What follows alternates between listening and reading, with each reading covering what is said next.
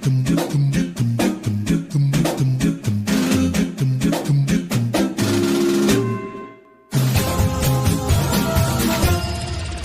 Stern fans, welcome to Fine Time, the show where you, the fans, get the opportunity to ask questions and interact with your favorite Stern Show staff, Whack Packers, and celebrity superfans. I'm your host, Rachel Fine. Now, when the guys at Howard TV first conceived the show, my guest today was one of the first names that popped up as a must-have. Now, it's not because of any one particular thing that he does, it's because he has utter and complete verbal diarrhea. You may love him, you may hate him, but you certainly know what his penis looks like. His phony phone calls are instant classics, and his least favorite number is 143. Ladies and gentlemen, I give you Sal, the stockbroker Governale. Rachel Fine! Sal Governale. You're not falling for okay. that. Let's just... Good to see you. Good to see you. Okay, little sit down. You feel warm? Not falling for that again. Fresh and warm. Sit down. Are you ready to answer some fan questions? I am ready. I'm ready for anything that you ask me. Fantastic. Can I keep your eyes in this general direction? Yes. All right, first question comes from JM on Twitter.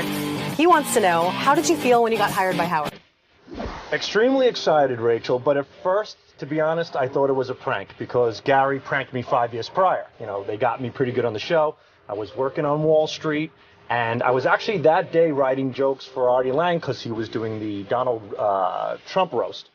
And I was kind of bummed out, you know, that Win John's job just ended, the great Richard Christie won, which was the greatest thing to happen to the show.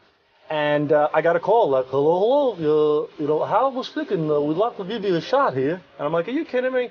Sure enough, I got invited into the show, and it's been 7 years later. So it's been great. Wouldn't be the same without you. Oh, thank you. Next question came in from Facebook. This is from John R. He says, F, marry, kill, Richard, Howard, and Robin, and explain your reasons. Okay. Well, definitely marry Richard because I love him, and he's my second wife. I would probably fuck Howard because it would make for great radio.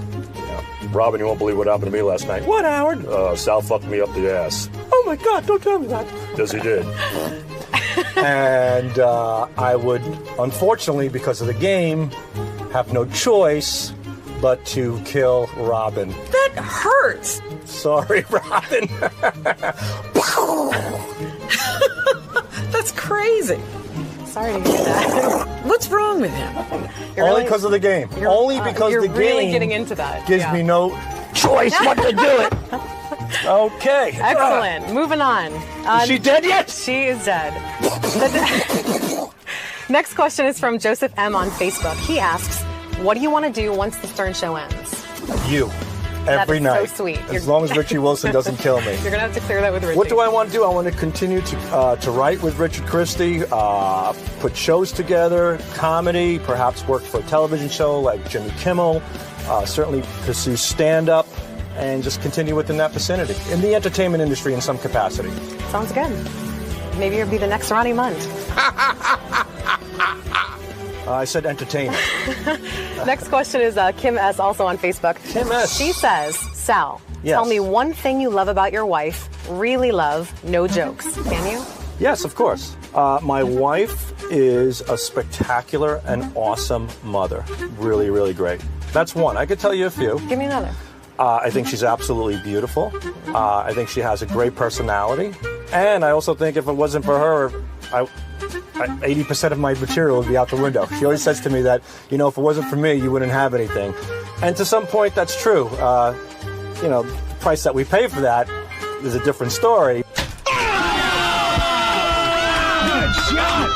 But it's certainly the truth. She's really good. She's a good source of your comedy. Yeah, she's got a good sense of humor. So romantic. Next one also from Twitter is from Roger. He says, how did you ever pass the Series 7 exam? I studied every day. I actually made it a job. I got up at 9 in the morning and I went to my kitchen table and I stayed there till 5 p.m. And the only time I took a break was at noon, like I took a lunch break, and I would put on The Price is Right during my lunch break. And I watched The Price is Right, and then I went back to studying, and I studied real hard. I crammed it all in, and I got an 86 first time out. Nice. Do you think if you took it again today without preparing, you'd pass it? 68. It would take some time, but I could certainly pass it again. Nice. Next question, also from Twitter, is from Stacy. Stacy says, is Gary still eating black and white cookies with crumbs running down his chin? Well, I would have to say yes, I am. I love them, and there's nothing better to put me to sleep quicker than a good old batch of black and white cookies right after I'm done playing solitaire ball. Sorry to wake you up. Next one came in from Facebook. This is from Scott M. Oh, Scott. From Scott. Sal, what do you do all day other than the prank calls? What do I... Well, that's a good question. We do song parodies. We listen to listener submissions. We put bits together. We put games together, like the Debbie the Come game today. We also write when people go out on the street. Rich and I actually go out on the street a lot, so we're constantly coming up with new concepts for the street, like Occupy Wall Street, like going to Harlem, talking about topical topics there. While the show was on, during the course of the show, I and Richard also send Howard jokes and media during the course of the show through Will and Steve on the computer. We submit jokes for other people as well, like Evil Dave. When George Takei comes in, we write the announces for him. So constantly doing stuff. You're a busy guy. Yeah. Jose N on Facebook says, has there ever been one call that you really loved but couldn't play it on the show? Yes, there are quite a few, and there's one in particular that we really love. It took about 6 months to produce. It involved many characters on the show, like Wood Yee, like Craig Gass doing his Gene Simmons impersonation, and we just couldn't play it. This call was so good that Gary reached out to this particular person. They do have a product that they sell as well, and even gave that person the opportunity to come on the show and be interviewed about it, provided that we could play the prank call. Still didn't happen. There are a lot of great prank calls that we just can't play. People say no, and that's it. No is no. Everything that we do, we get a consent for. And if we don't get the consent, we can't play it. What percentage doesn't make it through? I would say lately it's been like 40-70 in our favor. About 40% does not make it through. 40%. Do you recognize that 40 plus 70 is more than 100? Oh, my God, I just realized that. 40-60. 40-65, yeah. Can we go back to the Series 7 question? Yeah. Michael G God. tweeted us. So embarrassed. Sal, is your hair growing back with the fake propecia? Feel it. What do you think? It actually looks good. It looks pretty full. Yeah. Wait, I didn't feel it before. So Well, it was called Propecia, and I got it from India. I went to this website online because Propecia is very expensive, and I can't afford it. So I looked online, and I received this Indian Propecia called Apecia. And I tried that for a little bit, but I was getting some wacky side effects.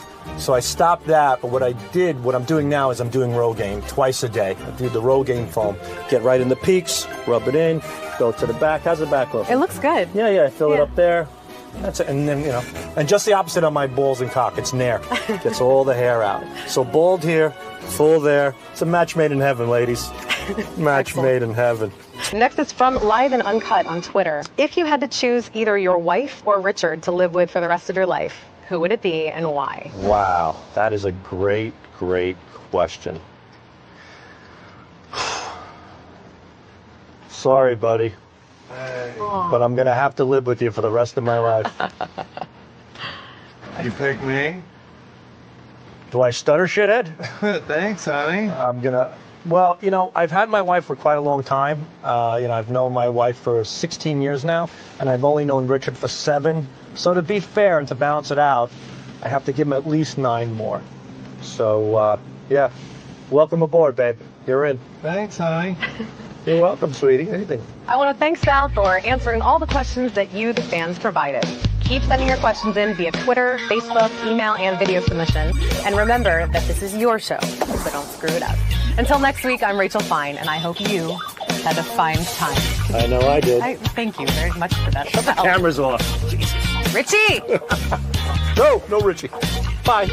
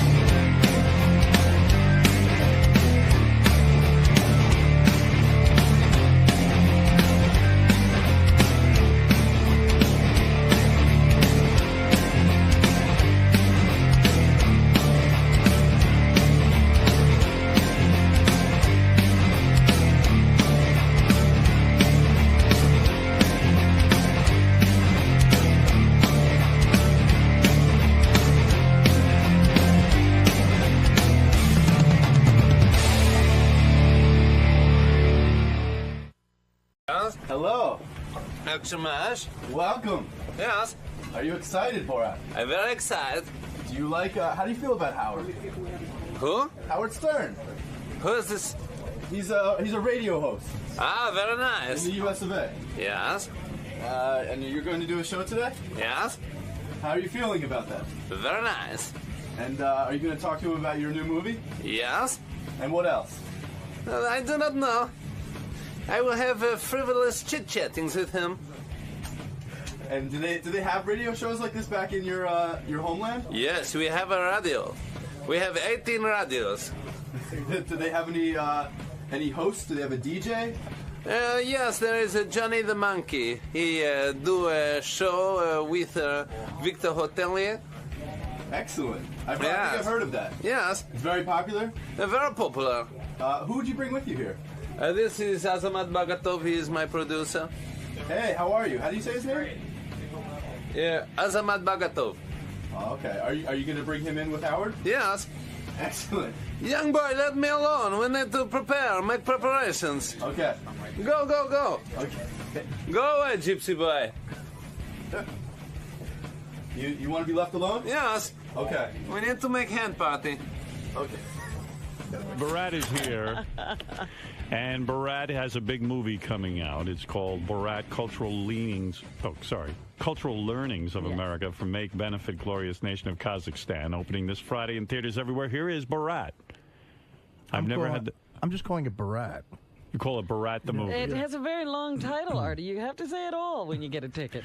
That is Borat right there. There he is. There he is. He's very famous. That is him. Wow. That's Borat. Hello. One of the chocolate people is here. Oh, he's Oh, he's kissing Fred. Oh, he's headed over to Artie and He shaves Benji. nice. Benji is kissing Borat. Does he Isn't that smell nice? Oh, he's doing the whole room. He's much handsomer in person. You are much more handsome in person. Thank you. Yes. Hello? Oh, he's bending down to kiss my Howard's penis. pee-pee. No one's ever kissed my penis before. That's a custom, I guess, in your Not country. on the show. The host. Come on in and put on some Hello, headphones. hello. Come on. There's a woman in a cage. A woman in a Didn't you cage. say that's where women belong? You do a slave? I have heard you call women. Barat, hi. Do you have a drink? Yes. Yes. Yeah. What would you like? What? What kind of drink would you like? No guest has ever come. I this like way. it very much. Coca-Cola. Yes. No charge?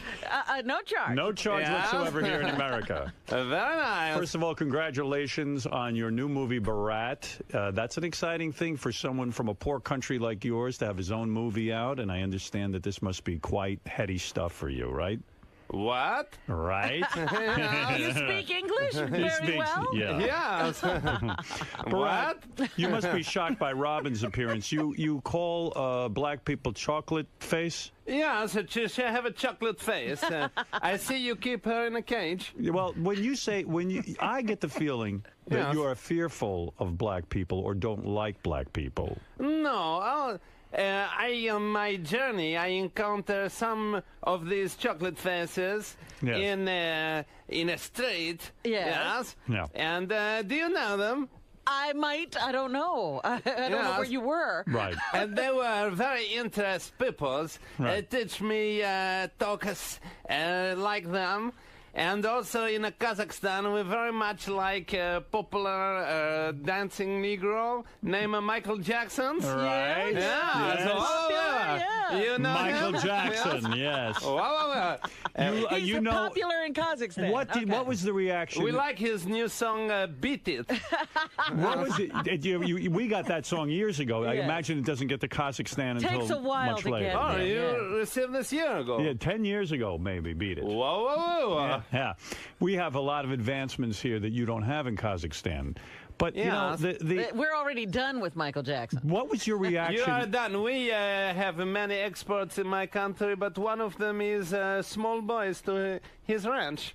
Small boys to his What about ranch. that? What did you make of the accusations that Michael Jackson could be attracted to small boys? Is that something in your country that is very illegal, that they would put you in jail for touching young boys? He is attracted to small boys? That's what the rumor was, that he Well, he was tried. No, he is a ladies' man. No, No, we no, see no. very much a bit in this Billie Jean's. Yeah, no, Billie Jean. A lot of people feel Billie Jean. He have a face like a knight. A lot of people think that Billie Jean and when he married Priscilla Presley's daughter, Elvis Presley's daughter.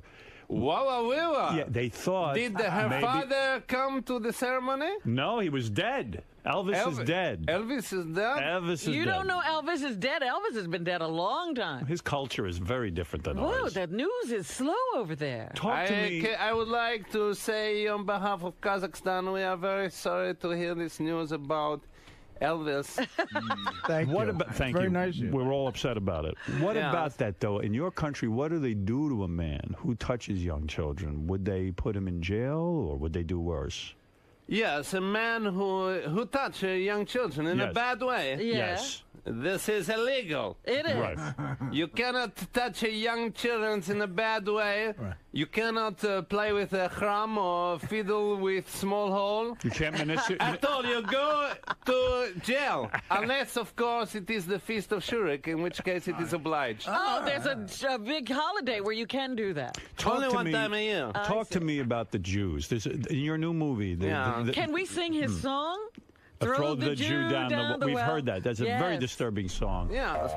Are you good at It is a spotting? popular children's song in my country. Are you good at spotting the Jew? In other words, Yes. when you see the Jew in your new movie, I saw the movie. It's a fabulous movie. That's how you remember. You were tricked by the Jews. They even turned themselves into cockroaches at Yes. one point. What? Yes, it's unbelievable. What? Yeah. I have not heard this. Yeah, through magic. And, Really? Are you good at identifying a Jew? Can you smell one or spot one far How away? do you spot a Jew? Yeah. You must look very much. Often they wear gloves, Yes. so you cannot see their claws. And then they walk very much crunch like this. Really? Yes. And you must be careful, because they can fly on you. Yes. Are they bent over? I know it's a lot The of them lend Jews money. have wings. They can shift their shapes. Yes. Oh. Very much. What do they turn into?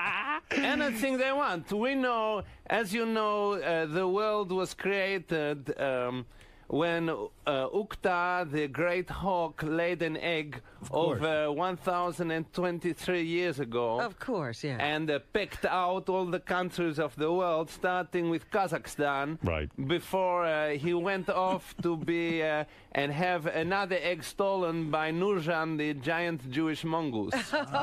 Explain something to Stole the me, egg. because I don't understand the history of your country. A lot of the countries, Yes. like Kazakhstan is near Russia, right? It's all that Yes. that Eastern European stuff, right? Yes. Did you once have Jews in your country, and did they kill them all during World War II? Did your country go around and help the Nazis to kill all the Jews? Our country was created after fall of communism in Right. 1991. Yes. Yes. Yes. And Ooh, then, that burp really smelled. What did you have for breakfast? yes, Yes. I ate the breakfast. Yes. Yes. Yes, What- please. Tell me about the history with the. You like to laugh? Oh, dear. Did your country at one point? Did your country at one point have Jews and they killed them all? No, we have Jews. They Yeah. have a very nice life. In Right. fact, Are they rich? I live 3 miles north from the fence of Jewtown. There's Right. a fence. There's a Jew town. Yes. Right.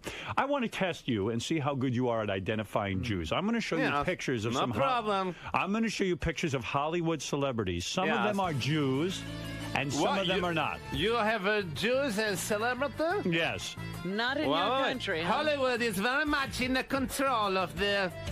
All right. How you say? The media. Put up the first celebrity. Yeah. Let's take a look at this. Look right, at who the is TV screen, Borat. Yes, And, well. now, this is a woman named Reese Witherspoon. Jew or no Jew? You tell me. Whoa, whoa, whoa. Yeah, very attractive. And Very you know nice. the Jew can fool you. And look, This woman is not a Jew. that is correct. She is All not a right. Jew. That is one right, Borat. Absolutely. What does he win? All right, here we go. Notice Being in a in club. all these pictures we hide the people's hands so you can't see Yeah, you their can't see claws. the Yes, I claws. cannot see their claws. All right, here is a But rock I can star. see their horns. Yes, here is a Yes. rock star in our country known as Pink. Take a look at this picture of Pink and tell me, is she a Jew or not Whoa, a Jew? whoa, whoa. What? She looked like a monster. I think she's a Jew. That's right. She's a Jew. I tell you. Pink is Jewish. Boy, you're good at this. You're winning, and let's go to our can't next one. see because she have much hair to control, to hide her horns. That's right. That's why her hair is piled up on her head. Yes. I'm going to show you another picture. This is an actor. He's very famous. His name is Owen Wilson. I don't know if you ever heard of him. Take a look at his picture and tell me, is he a Jew or not a Jew? Jew or not a Jew? All right. Let's take a look and see if this is Owen Wilson. What do you think? Look at the nose. She is very nice. Yes. She is not a Jew. You're right. She's not a Jew. Yeah. Yeah, that's right. She's nice, but Boy, not a you Jew. are terrific. Very nice. You care to try a couple more? 100% so far. Children from the age of 5 are taught this game in school. Really? This is what you play in your country. We are taught this for 2 hours every day. Identify the Jew. Take a look at this next actor. His name is Will Ferrell. Now, Will Ferrell is a very famous comedian, and you know that comedians many times can be Jews. So take a close look at him and tell me what you see in his face that tells you whether he's a Jew or not a Jew. This man do not look like a Jew, but I think maybe he is a luli, a man who goes to edge of forest to make bang, bang, bang in anus. You think he might be gay? Yes. He does like to show his body, and you're right, he's not a Jew. Again, you're right, and I would have guessed he was a Jew. But look at the kinky hair. He's gay? He might be gay. He have look at the eyes. He have no mustache. I'm going to give you two more. Yes. All right, let's see how you do, because I'm impressed. This is an actor and comedian. His name is Ben Stiller. He is a famous comedian. Is he a Jew or no Jew? He is not Jew. Really? Well, he's half a Jew. He is half a Jew? That's right. His father's a Jew. Oh, good. I am sorry. How did he get his position? Because the Jew decided they want another Jew to tell the story to the rest of the world. How about what about, are there any Jews in this room, Barat? Yeah. Do you see Are any there Jews any Jews here? in this room? We wouldn't have any Jews in a room with you. So Thank you very much. You would not insult me. Finally, I'm going to give you one more Jew or no Jew. All right. Yes. Here is a picture. This actress, very famous name, Kate Hudson. Kate Hudson, maybe you've even seen her in your country. Very beautiful. All right. How much? Does that exactly? She's very nice. She's not cheap. I can assure you of that. Jew or no Jew, Kate Hudson? She's no Jew. She's Jew. Goldie Hawn is her mother, and a Jew. Can you believe Impossible. that? Impossible. Full Jew? Half Jew. Half She's Jew. half. Maybe that's what But fooled where you. is her beard? No beard. Maybe she shaved. I don't know. Maybe because she's half a Jew. Yeah, you got to be full for the meter to She go do up. not look like a Jew. But this is why Jews are so crafty. They can Dangerous. they can make a disguise. You do not know where the Jew, and then pounce. Pounce on Yeah? them. What can you tell my listeners about spotting a Jew? Because in this country, we're not educated like you are. I say, firstly, look for claws. Right. Secondly, check for hat. Take out the hat. Beanie. Yes. Yes. Beanie? Beanie, the yarmulke. The yarmulke? Yeah, Yes, it's a beanie. but if they wear a hat, look underneath. Maybe they have horns. All right. And if you don't see horns, they can be ground down. Yes. Check very much. And also check if they are counting money. Right. Can I say this Melvin Gibson's? Yes. Mel What did you Gibson, think? yes. Did you hear about that in Kazakhstan? Yes. Yeah.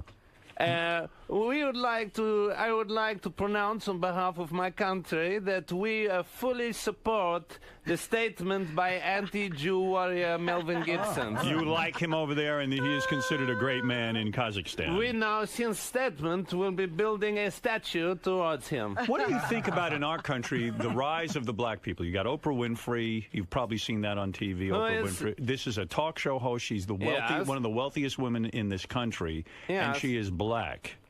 Yeah. Very nice. Yeah. She is your friend? No, unfortunately, I don't know her. You feel like all the blacks must know each other, right? It's like a club. Yeah. I feel that way as well.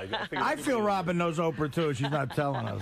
You've done very well at identifying Jews, and I'm impressed with that. Yeah. And one of the themes of your movie is sex. You even claim that sex You're in very good at it, You're very I good heard, at it and yes. stuff. What is Yes, I am very nice. I am thick like a can of Pepsi. in your new in your new Barat movie? You're even nude with a man. Yes. Yes. And naked in the bed. He You is. do men?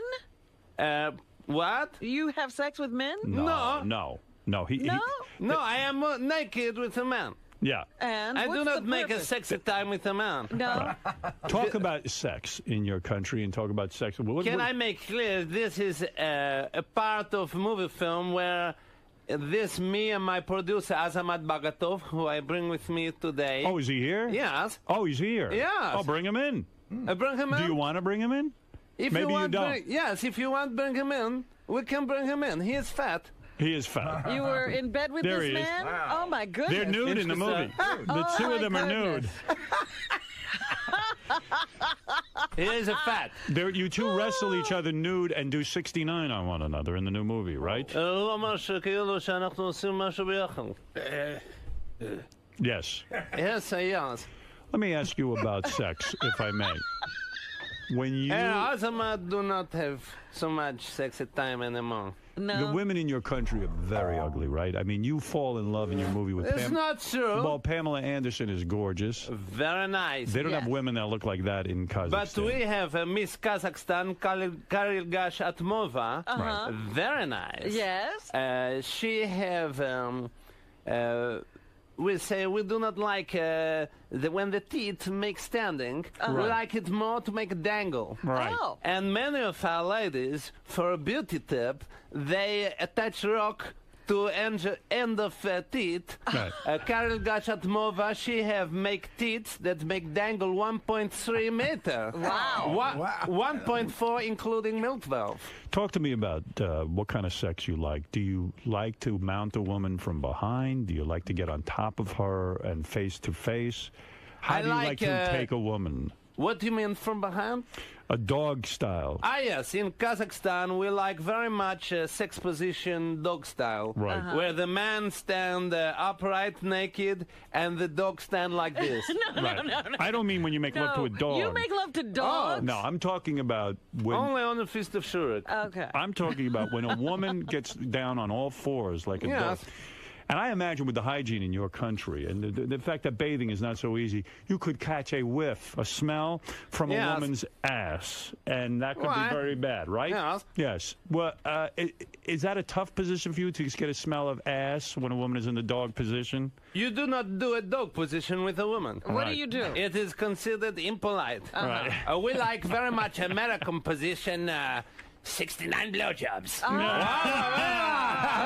Very nice. High five. High five. אז אמרתי להם שזה יפה שאנחנו עושים את הבלוג'וב. Yes. Very nice. What would you do if you... He likes. What would you He likes do? to tell it he likes. He liked What that. would you do if you ever accidentally had sex with a Jew? Like, that could happen. You could be fooled. You did get It's fooled. not possible. Kate Hudson fooled you. She's half a Jew. She had no beard. She had no horns. Yes. She could fool you and have sex with you. Yes. What would you do to yourself, or what would you do to the Jew who fooled you? I wear around my neck a jar of gypsy tears that protect me from diseases such as flu and AIDS. AIDS. So you're taken care of in that department. You don't have AIDS in your country. More here than yes. And spread by the Jew. AIDS was started by the Jews. Yes, a Jew bit a man. Yes. And spread this AIDS. I've heard that theory. A Jew bit a man. Okay. Did Hitler go too far, or did he do the right thing? I do not want to comment on kindly General Hitler. Oh, you're a big fan of his. And we in Kazakhstan have our own opinion about this man. You must be very excited. Are you the biggest star in your country that you have your own movie coming out? Are you drinking Coca-Cola? No. Very nice. You like Cocoa. I thought you liked Pepsi. I am the fourth most famous star in Kazakhstan now. Most famous. Yes. Yes. And who is the most famous star in Kazakhstan? Number 3 is Lily Utmarkan, who is the ex-Soviet Olympic gymnast who now works in the Kazakh State Circus, where she is famous for putting one foot in mouth and the other deep in vagina. Right. Oh. Yes. What about a woman's vagina? Do you like it shaved, or you like it very hairy? Very hairy that traps in the musk. I like a shave.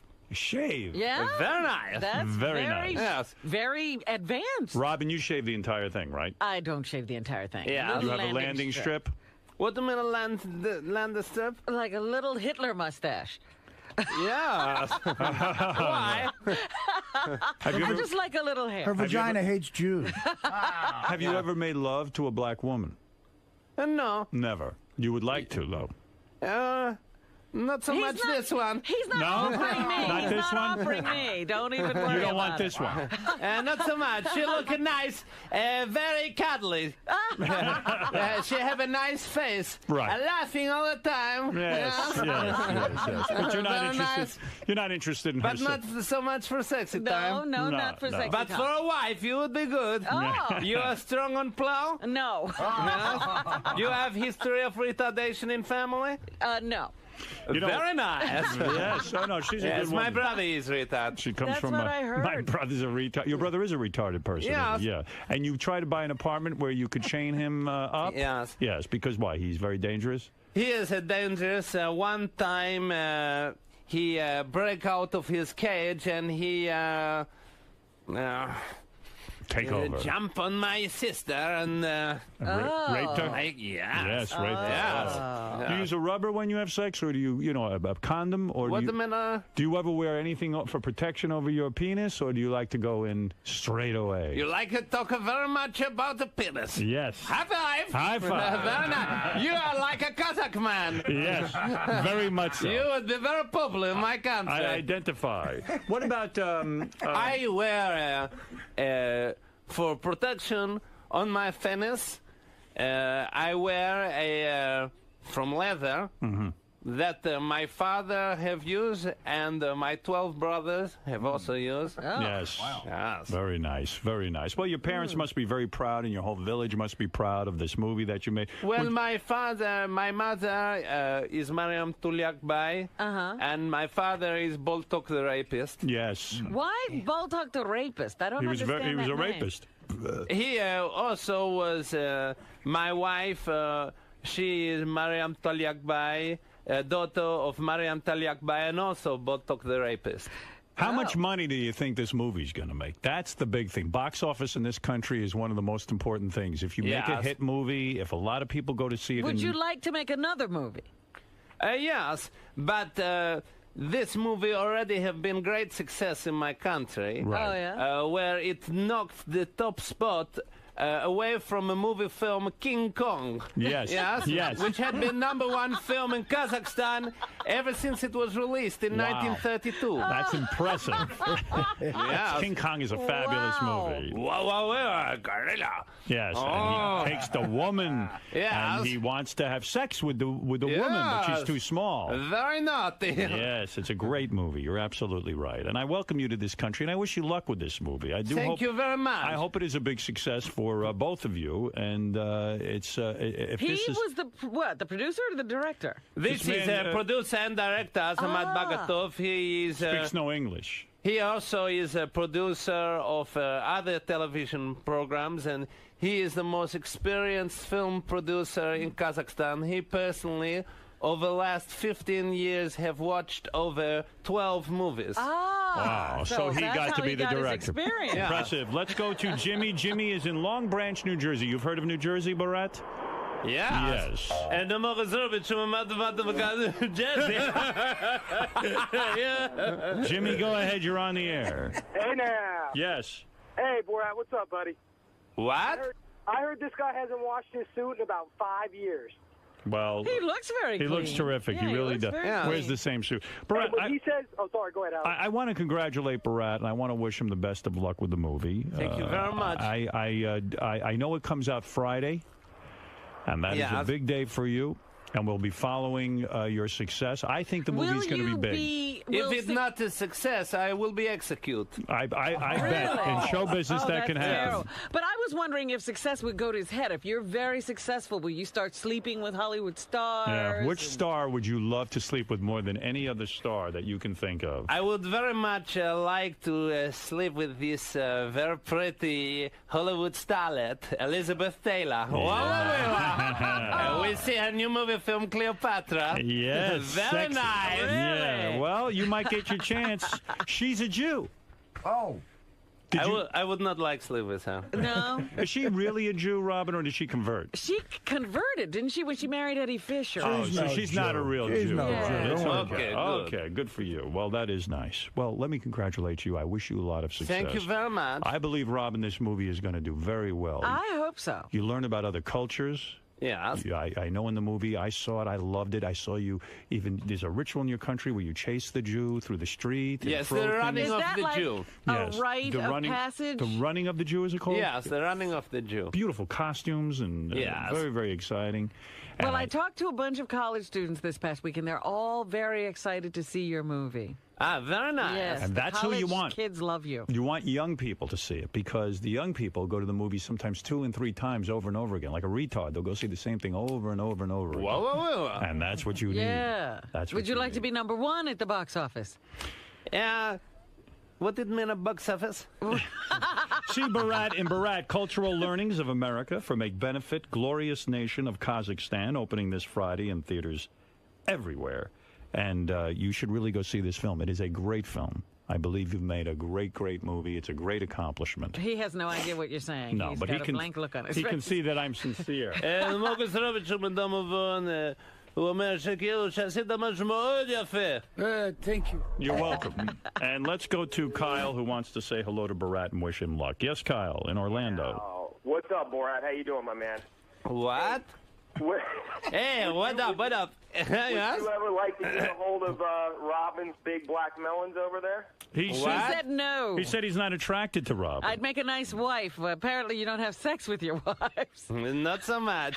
No. I make with prostitute. Yes. Ah. You love prostitutes, right? Yeah. You know who loves prostitutes is Artie. Artie has banged many, many prostitutes. High five. Absolutely, yeah. What was your Very best? nice. I could take Barat around town, maybe. What was No, your it's good. Barat, Prostitute. What was your best experience with a prostitute? Get his pipes clean. Did you ever have 2 prostitutes at the same time, 2 women at the same time, or? Not so much. Right. Which kind of prostitutes? You go down to the Midtown Tunnel and get blowjobs? Last night, we went to a nightclub Go ahead. in Chelsea. Yes. Yes, very nice, called the Cock. The cock. Yes. Yes. And we go in there. There are maybe 200 men's and only 1 woman's. Oh. And who did the woman choose? She chose a Borat. Oh, really? Yes. Ladies like a Borat very much. I have had a syphilis 15 times. High five. Yeah. Congratulations. Very nice. Yes. And this woman looked like Kazakh woman. She was more tall than me. Oh, you're with kidding. a deep voice, yes, very strong. Yes. And she take me back to my hotel. And then she give me drink, and I do not remember what happened after. But this morning, she was not there, and my anus was hang loose like the mouth of a tired dog. All right. Was there blood involved? No. You weren't bleeding from your backside? Not so much. No. All right. Well, Just that's a good. little loose Just a back little there. loose. That's all. Well, congratulations, Barat. Thank you. I'm On good. my anus? On your anus. Yeah. Yes. And congratulations on this great accomplishment. It is a marvelous movie. It really is fantastically I can't funny. wait to see it. And we all enjoy watching your television show. Thank you very and, much. Your Will there be movie. more television? We hope so. Will there be more television? I do not know. I have decided not to work with this man, LG. I think he is retarded. Yes. Oh, okay. I hear what you're saying. Anyway, thank you. And everyone go see Barat. This Friday it opens up, Robin. You haven't seen it No, yet. I have not seen it. I'll But have to I- go to the theater and pay to see it. I saw an advanced screening, and I He love didn't it. pay. I didn't He pay. saw for free. Yeah, high five. High five. You sound like a Jew. That's right. I've learned from the Jews. Yeah. All right, Barat, thank you. And thank Thank you. you very and much. thank you, Asmat. Thank you. Thank you. All right.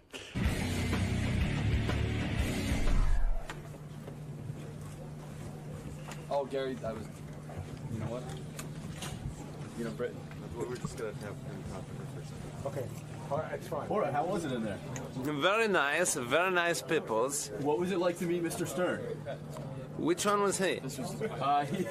He was the tall gentleman with the long hair and the dark sunglasses. Yes, very handsome, very sexy man. He made you play a game in there called Guess Who's the Jew? Jew or not Jew? And you did a pretty good job. Thank you very much. I'm very well trained. How come you're so well trained? How do you know how to identify the Jew? We are taught how to identify Jew at the age of 5 in high schools. Well, what are some of their characteristics? The claw, the horns, and flying. You mentioned that they disguise themselves sometimes. Yes, we know they can shift their shape. Like chameleons. Yes. Now, what did you think of Robin? She was the chocolate-faced one. Yes, a very nice, a very round face, fat. I like. How does this show compare to radio shows in Kazakhstan? We have a show presented by Victor Hotelier and Johnny the Monkey, his children's... Doing Howard, going to promote Spelling Bee, the show I'm at on Broadway.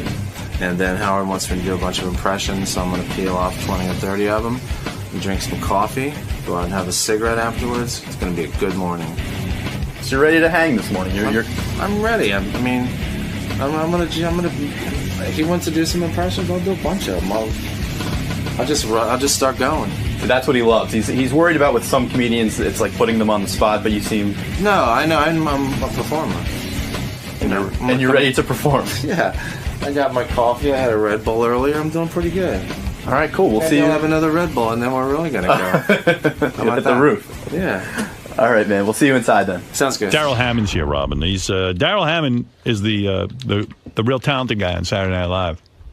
Yeah, the guy they build every other cast around. The guy who they can't live without, or else they'd have nobody to do impressions. Yeah, after they get him, they can put everybody else in place. Bibbidi-bibbidi-bibbidi-bop. Is he the old, longest-running? Yeah, I think Darrell is at this point. Hey, Darrell. What, hey? He's lost a lot of weight. What's he doing? Oh, man. You look thin. Are you anorexic? He must be dating again. What's the state of your marriage? I don't know. Oh, he's dating. Oh, my God. You don't lose weight. Hi there. Right, Artie? Hi. Well, that's what happens. He's not Usually, getting any sun, though. He must just be sleeping with these women. He's white, man. Yeah. Oh, boy. You still married or not? I don't know how that's happening. Yeah. It's kind of a situation. You know how it is when life is confusing and stuff like that. I mean, Darrell's there's already a lot been of- married to the same woman twice. It's complicated. Right? Complicated. Haven't you married your wife twice? It's like 3 times. 3 times? No, it was twice. Twice. Yeah. Comedians are all fucked up. No, we've heard this story before. Yeah. Yeah. complete mess. Why is that? Why are comedians so...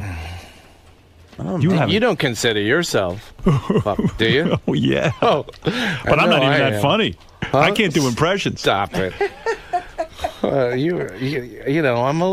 goofy. So, what? So what's going on with the love life? You got a girlfriend or what? Listen, I think there's a lot of things that, I'm going to answer this like a politician. Go ahead. Okay. Answer it as... let me just say this. Let me say it give like a non-answer, okay? Okay. Well, I think that there's a lot of things that we consider from time to time. I mean, certainly having a girlfriend is one of those things. Having a job, the kind of job you want is. We live in a post-9/11 world. Everyone is trying to learn as they go. We're flying by the seat of our pants. We're trying to put a whole thing together, and that's exactly what we're doing. You know what I love about guys? How's that? Like that one, Robin? Yeah, that was good. I like when you ask Darrell, like you ask him a simple question. Are you married anymore? And he doesn't know if he's married anymore. I know. That's a comedian. That's a comedian. That's a guy who knows how to make people laugh. You're in a tough situation. I sense that as a kid you felt deprived of love and a lot of stuff. Yeah. And now you're on Saturday Night Live. There's hot chicks involved in that. Audience members who want to have sex with you. And it's tough. It's tempting. It is. Listen, the whole, I think it's tempting. It's a post-9/11 world, and everyone's trying to learn how to get by, and that's exactly what we're doing. What do you, so you're in negotiations with Saturday Night Live right now? I don't know. Like every summer we have like some talks, and I guess we're going to start to have those talks pretty soon, and we'll see. You got them by the balls. So it's from year to year.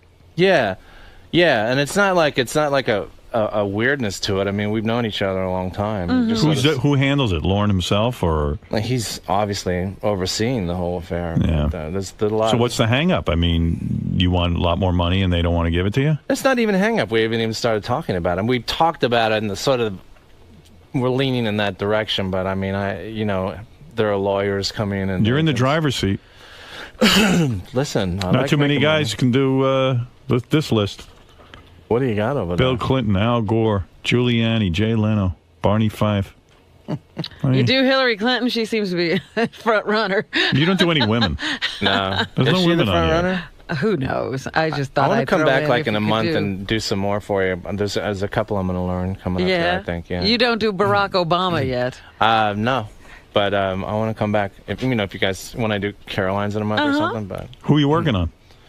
nothing. I've been trying to work on this spelling bee, but Spelling bee? Imus was pretty funny this year. Do you do Imus? I did Imus, dude. No, I never heard that. I wish I wouldn't have said it. I'm sorry that I said it, but I was using my words. I was talking. Yeah, he doesn't ever actually say anything. I It never know was what the. stupid. In fact, you're almost too clear. Too articulate, yes. I'm an idiot. That's pretty good. Thanks. I'm an idiot. I'm an idiot. Artie, you must respect.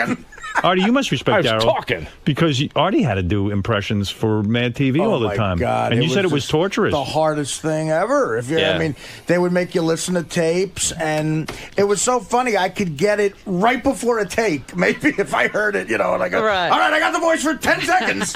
Yeah. And you just It's hard. respect that talent so much once you try it, absolutely. And this is the pressure of, because you're probably getting that stuff, topical stuff, you're getting at the last minute. And stuff. Yeah, well, I remember they gave me, it was the mid-90s. It was probably the first year you started on SNL, Yeah. 95. They gave me, like, Newt Gingrich, and Yeah. who the fuck Newt does Newt Gingrich is hard. And I'd have to listen to him give speeches and then just go right into it. Yeah, there's really nothing much there. and just sort of get in the ballpark. Is that how Yeah. it works for you on Saturday Night Live? Do you have to, do the writers come to you and say, hey, we need Pee Wee Herman in a sketch? Yeah. And then you have to go learn Pee Wee Herman? Or Yeah. they just know what you know already? No, you have to learn it. So if I come to you and say, do Pee Wee Herman, what do? You get a tape recorder and you just sit there and you...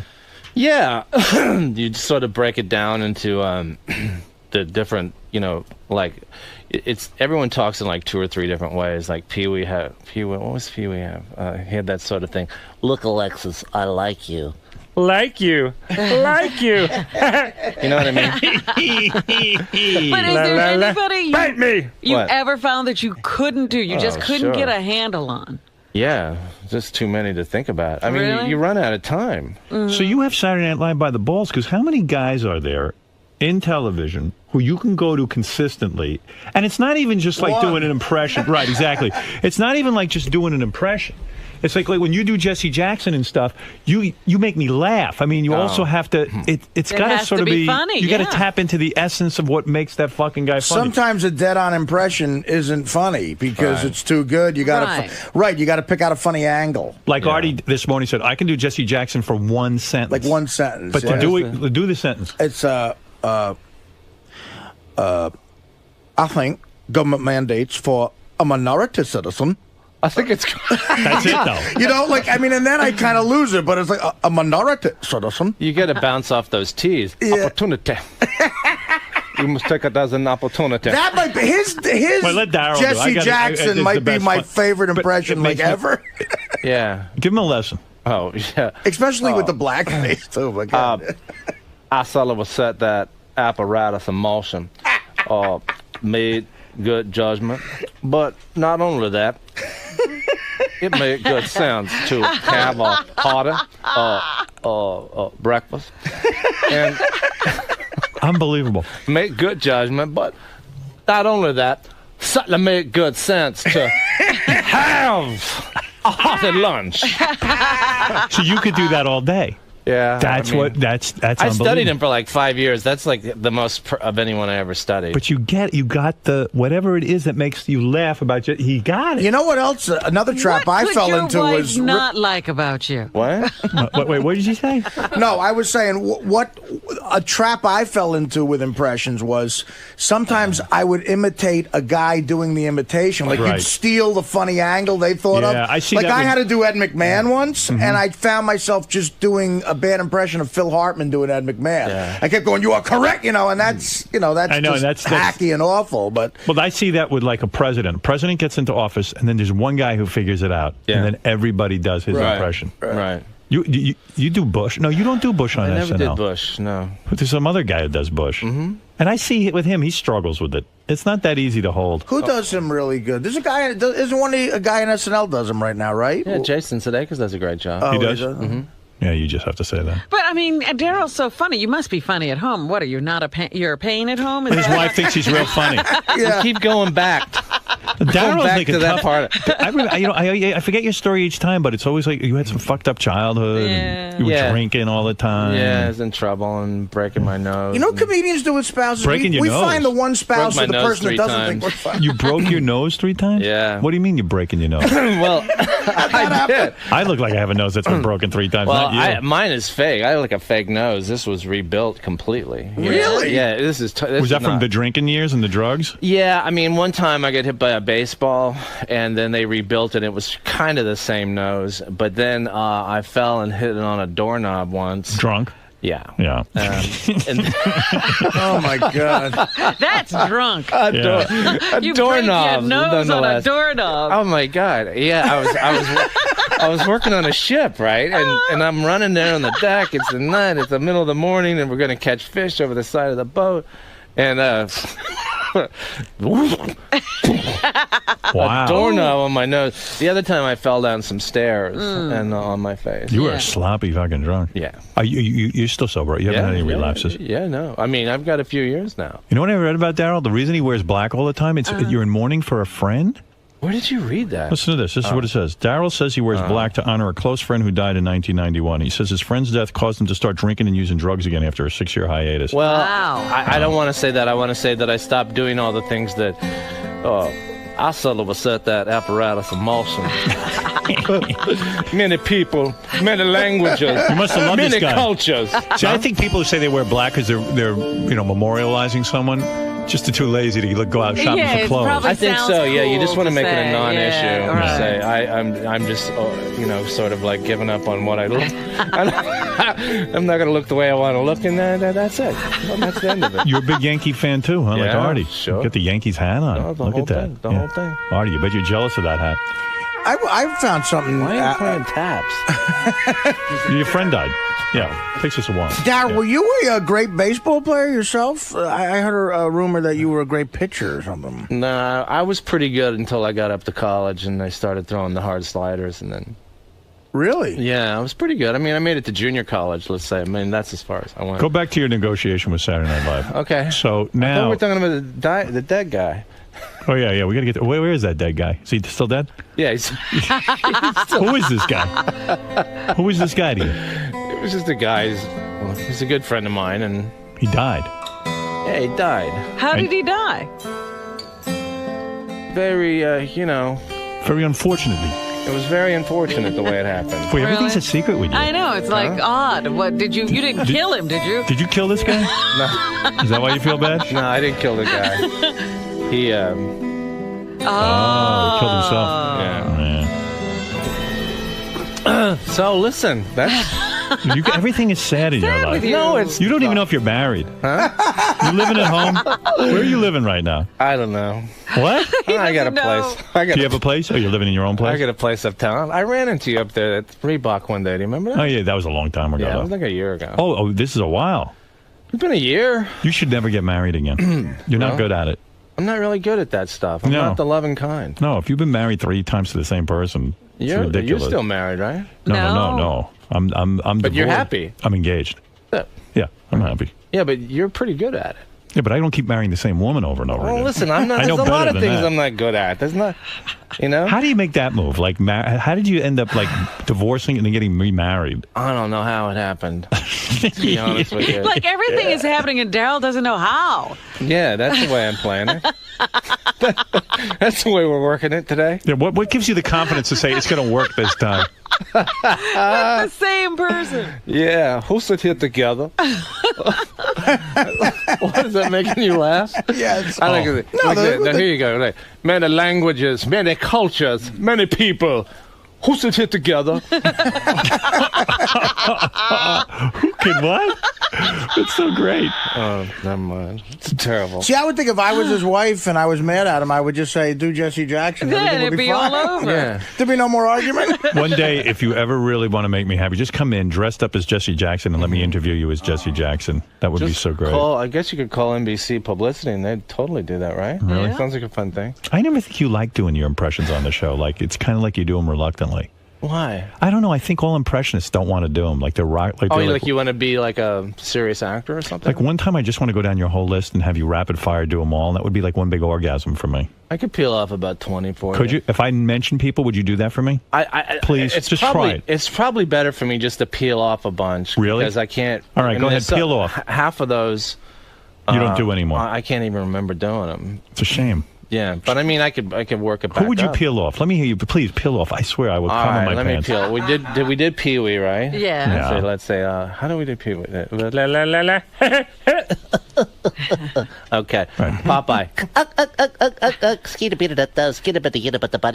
Porky Pig. Oh, Sylvester, what are you doing with that rope? And that razor,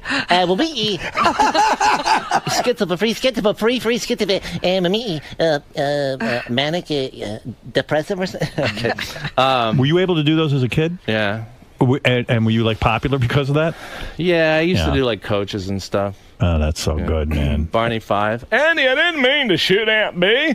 What were Barney 5? Why do you stop him like after 3 seconds? I don't know. You won't keep going? You told me to peel a bunch off. But give me 3 more seconds of Barney 5. All right, let me get back into Barney. Let's see. During our lifetime, we travel many roads. There are big roads and little roads, rocky roads and smooth roads, dirt highways and improved roads. That's the greatest. That is the fucking greatest thing How could you ever. not be the most popular kid in school if you could do that? Yeah. And then do all your teachers and everyone else. Yeah. Yeah, Barney's the favorite of all time, really, that I ever did. It's so good. Yeah. And he was such a cool character. Yeah, and when I was starting, it was a popular thing down south if you could do Barney.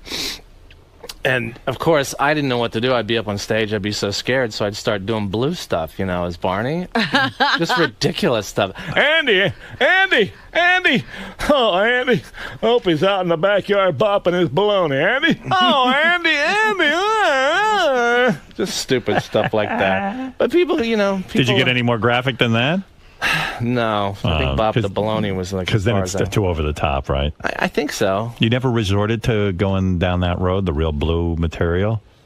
Yeah, I used to. Yeah, you did. I had some real blue stuff. Sure. Who was the dirty impression? Who did you do? I didn't do that as an impression. I used to. I can't.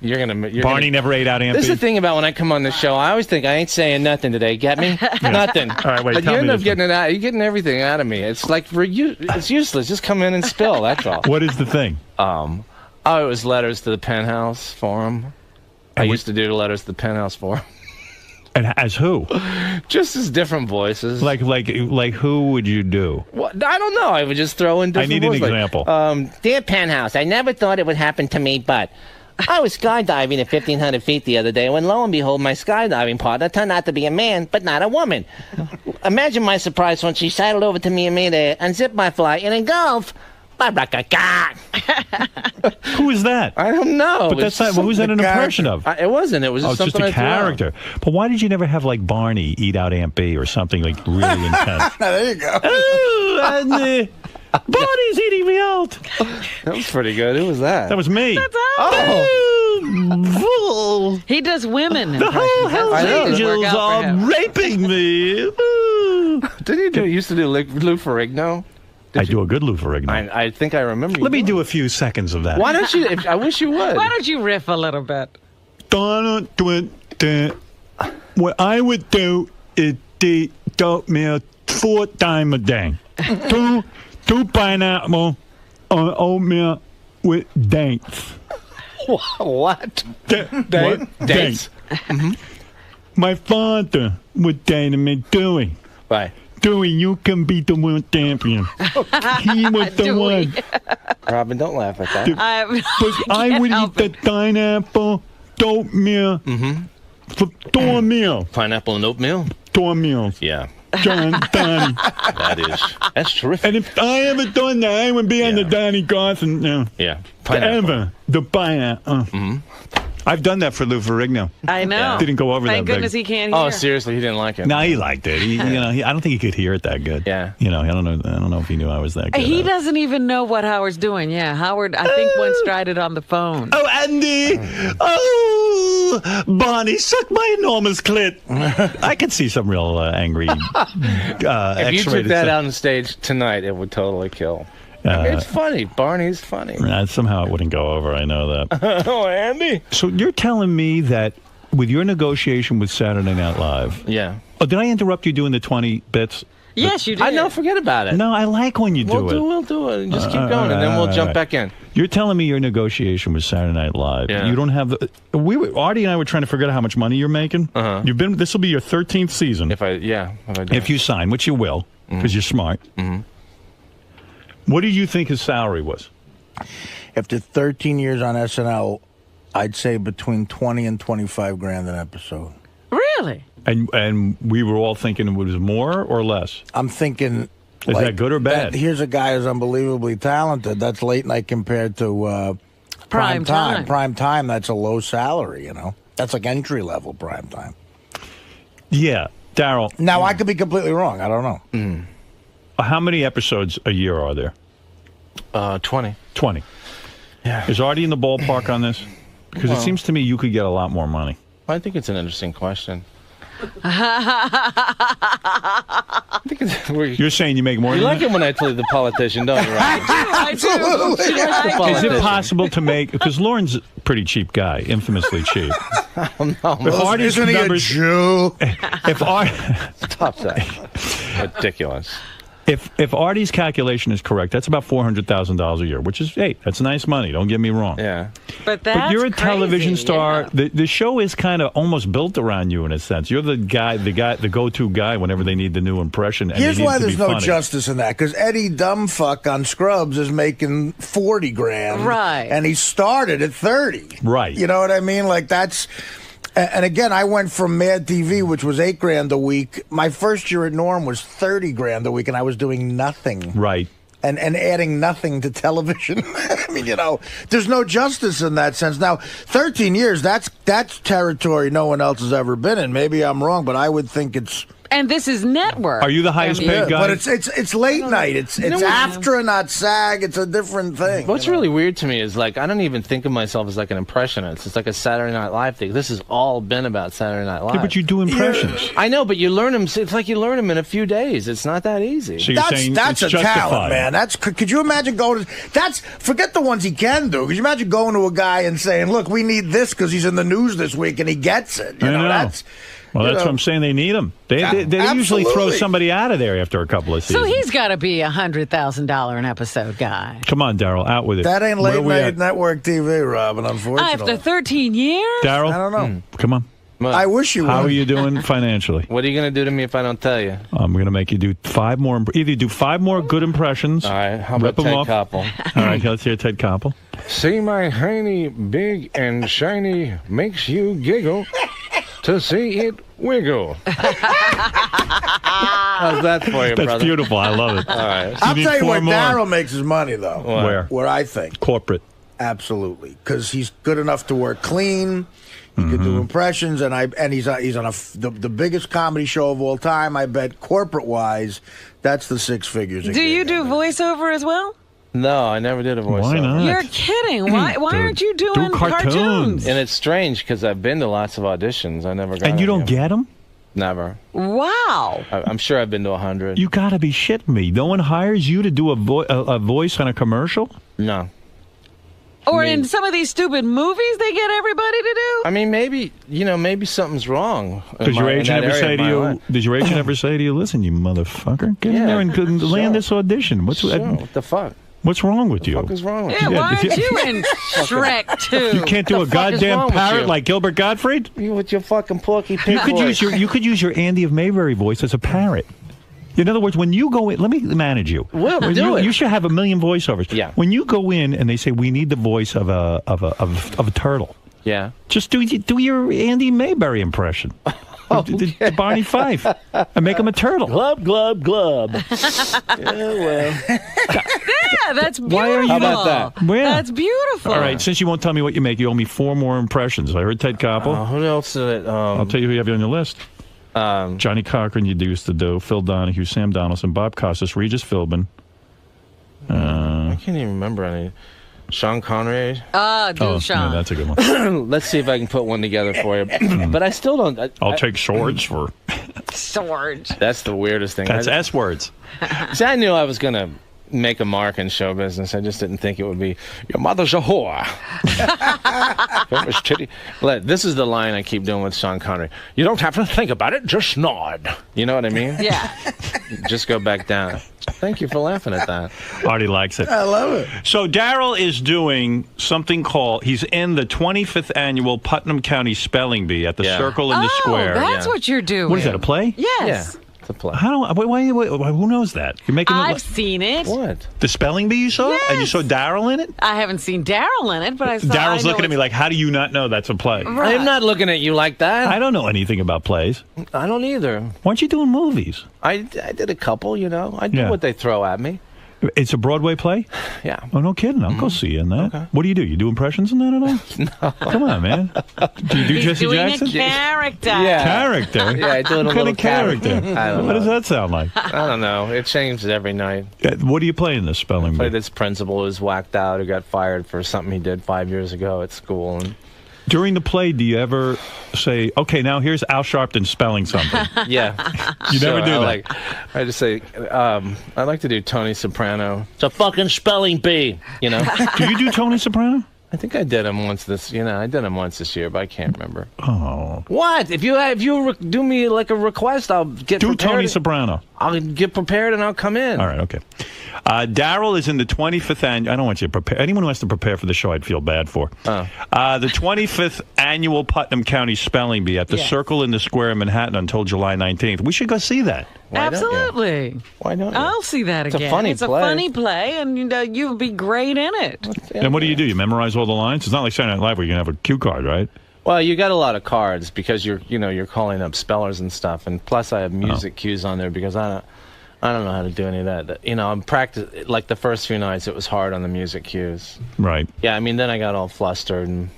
Oh no! I mean, I was getting the laughs, but I mean, if you don't do the music, cue, you know what I mean? Yeah. It's. When are you going to know if you're returning to Saturday Night Live? God, I don't know. Right. It's going to be a whole drawn-out thing, huh? I don't know. Do you sweat it, or do you just whatever? Why do you sign only a year at a time? Why don't you get a multi-year contract? Because they don't offer me one. Well, tell them to go fuck Tell them themselves. that's what you want, or you're not coming back. Oh. Okay, sure. Why don't you call them and tell them that, Robin? Do you ever pick a chick out of the audience and just bang her in the Saturday Night Live audience? All right, look. See, I guess not. Maybe he has. You saw him. That happens. Where'd that question come from? Tony, you're on the air in Hartford. Daryl, Howard, how's it going, buddy? Good. How are you? I wanted to see if you thought that Artie could be on Saturday Night Live with you. Of course. Do you think Artie was on Mad TV, and they kind of don't let guys jump over from Mad TV to Saturday Night Live. I Hasn't understand. he'd been away long enough? I understand what Lorne Michaels would. That would probably just aggravate him.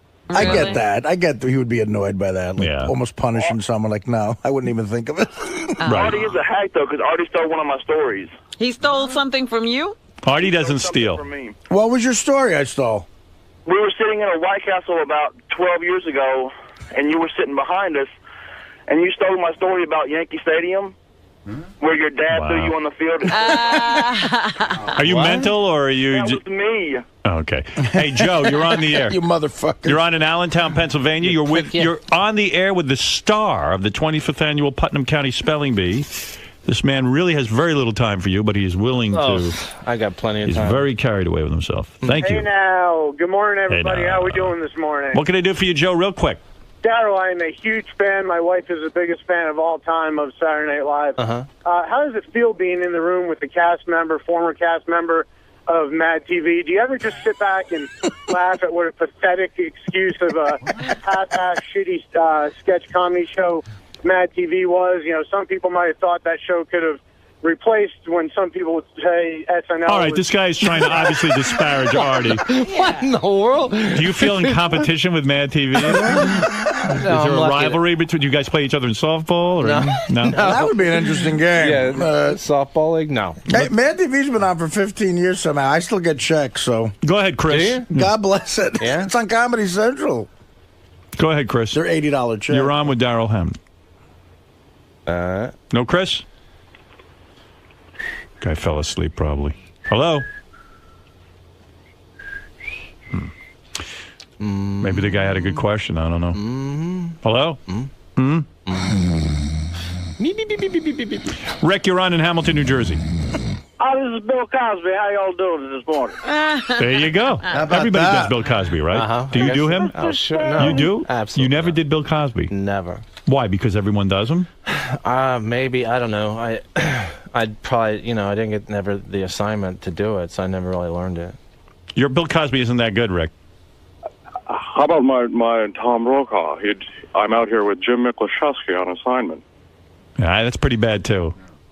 Let's go to Mark. Mark, you're on in Jersey City, New Jersey. Daryl, a few months back, Tina Fey was on and discussing guest hosts on the show.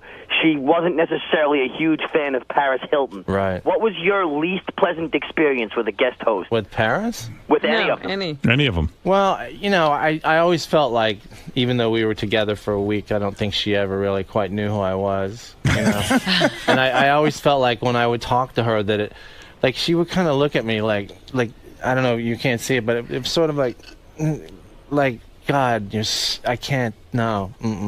I wouldn't hang out with you. You're not cool. I don't know. It was painful or something. But I'm pretty sure. I'm almost positive. I'm sure she doesn't know now who I am. Were you glad she went to jail? No. No. I mean, obviously, justice has to have to take responsibility for that stuff. But I never disliked her. She just didn't know who I was. Is she out of jail, Robin? She's supposed to get out tomorrow. That seems quick, too. Did she do it full time? No. I did 20. This is my 22nd day. She was supposed to do 23, so it seems like it's about right. All right. Neil, go ahead. You're on the air. Hey, now. Hey, now. You got to do Clinton. He does the best Clinton ever, the only Clinton. All right. Since we're running out of time, all right, that's the one we want to hear. Yeah. We want to hear Bill Clinton. Well, let's see. Let me see. That's what you do from time to time. Let me say now that I want to say that there is nothing wrong with being. That's all you do. That's it. Yeah. Just let me say north and south, east and west. Yeah, that's it. You can do it. Robin, you do it. Everyone does. Go ahead. Just get North that and going. south, east and west.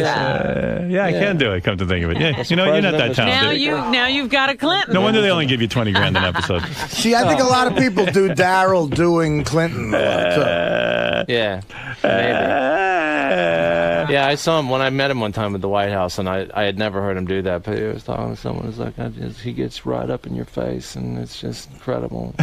And you're just like, man, no one's ever talked to me like that. But does he have that charisma everybody says he has? Well, that's the thing about you is he makes you feel like you're one of the most important things that's happened to him in a long time. That's amazing. And he gets really close to you. Sucks you right in. Yeah, like you're a chick. Yeah, you've met him, right? I've never met him, but I've met the senior George Bush, and he used to do the same thing. Yeah. George W.'s father, he would make you feel like you were the only person in the room. Yeah, I met him. He was a really cool guy. Yeah. You liked him, right? Yeah. I did too. She was attracted to him. I wanted him, yeah. Seriously? I was like, oh my God, I'm in love with George Bush. With George Bush Jr., you sense like he thinks there's a lot of other people in the room. Right. Everybody else is in the room. It's a big party. Tony, you're on the air. What's up, guys? Hey. Hey. Hey, Daryl, I want to know why the current cast, it seems like their cue card reading is completely obvious, like with past casts it hasn't seemed that way. Is the present cast is reading cue cards too difficult for them? That's the question on the table. I've never even heard anyone raise that question. a character is supposed to be talking to another character are completely looking in the opposite direction.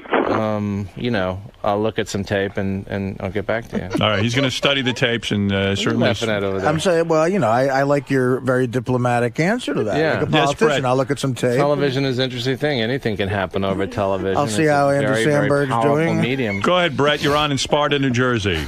Yes, this is actually Sean from Edinburgh. Mr. Hammond, you are a phony. Yeah, of course I am. Thank you.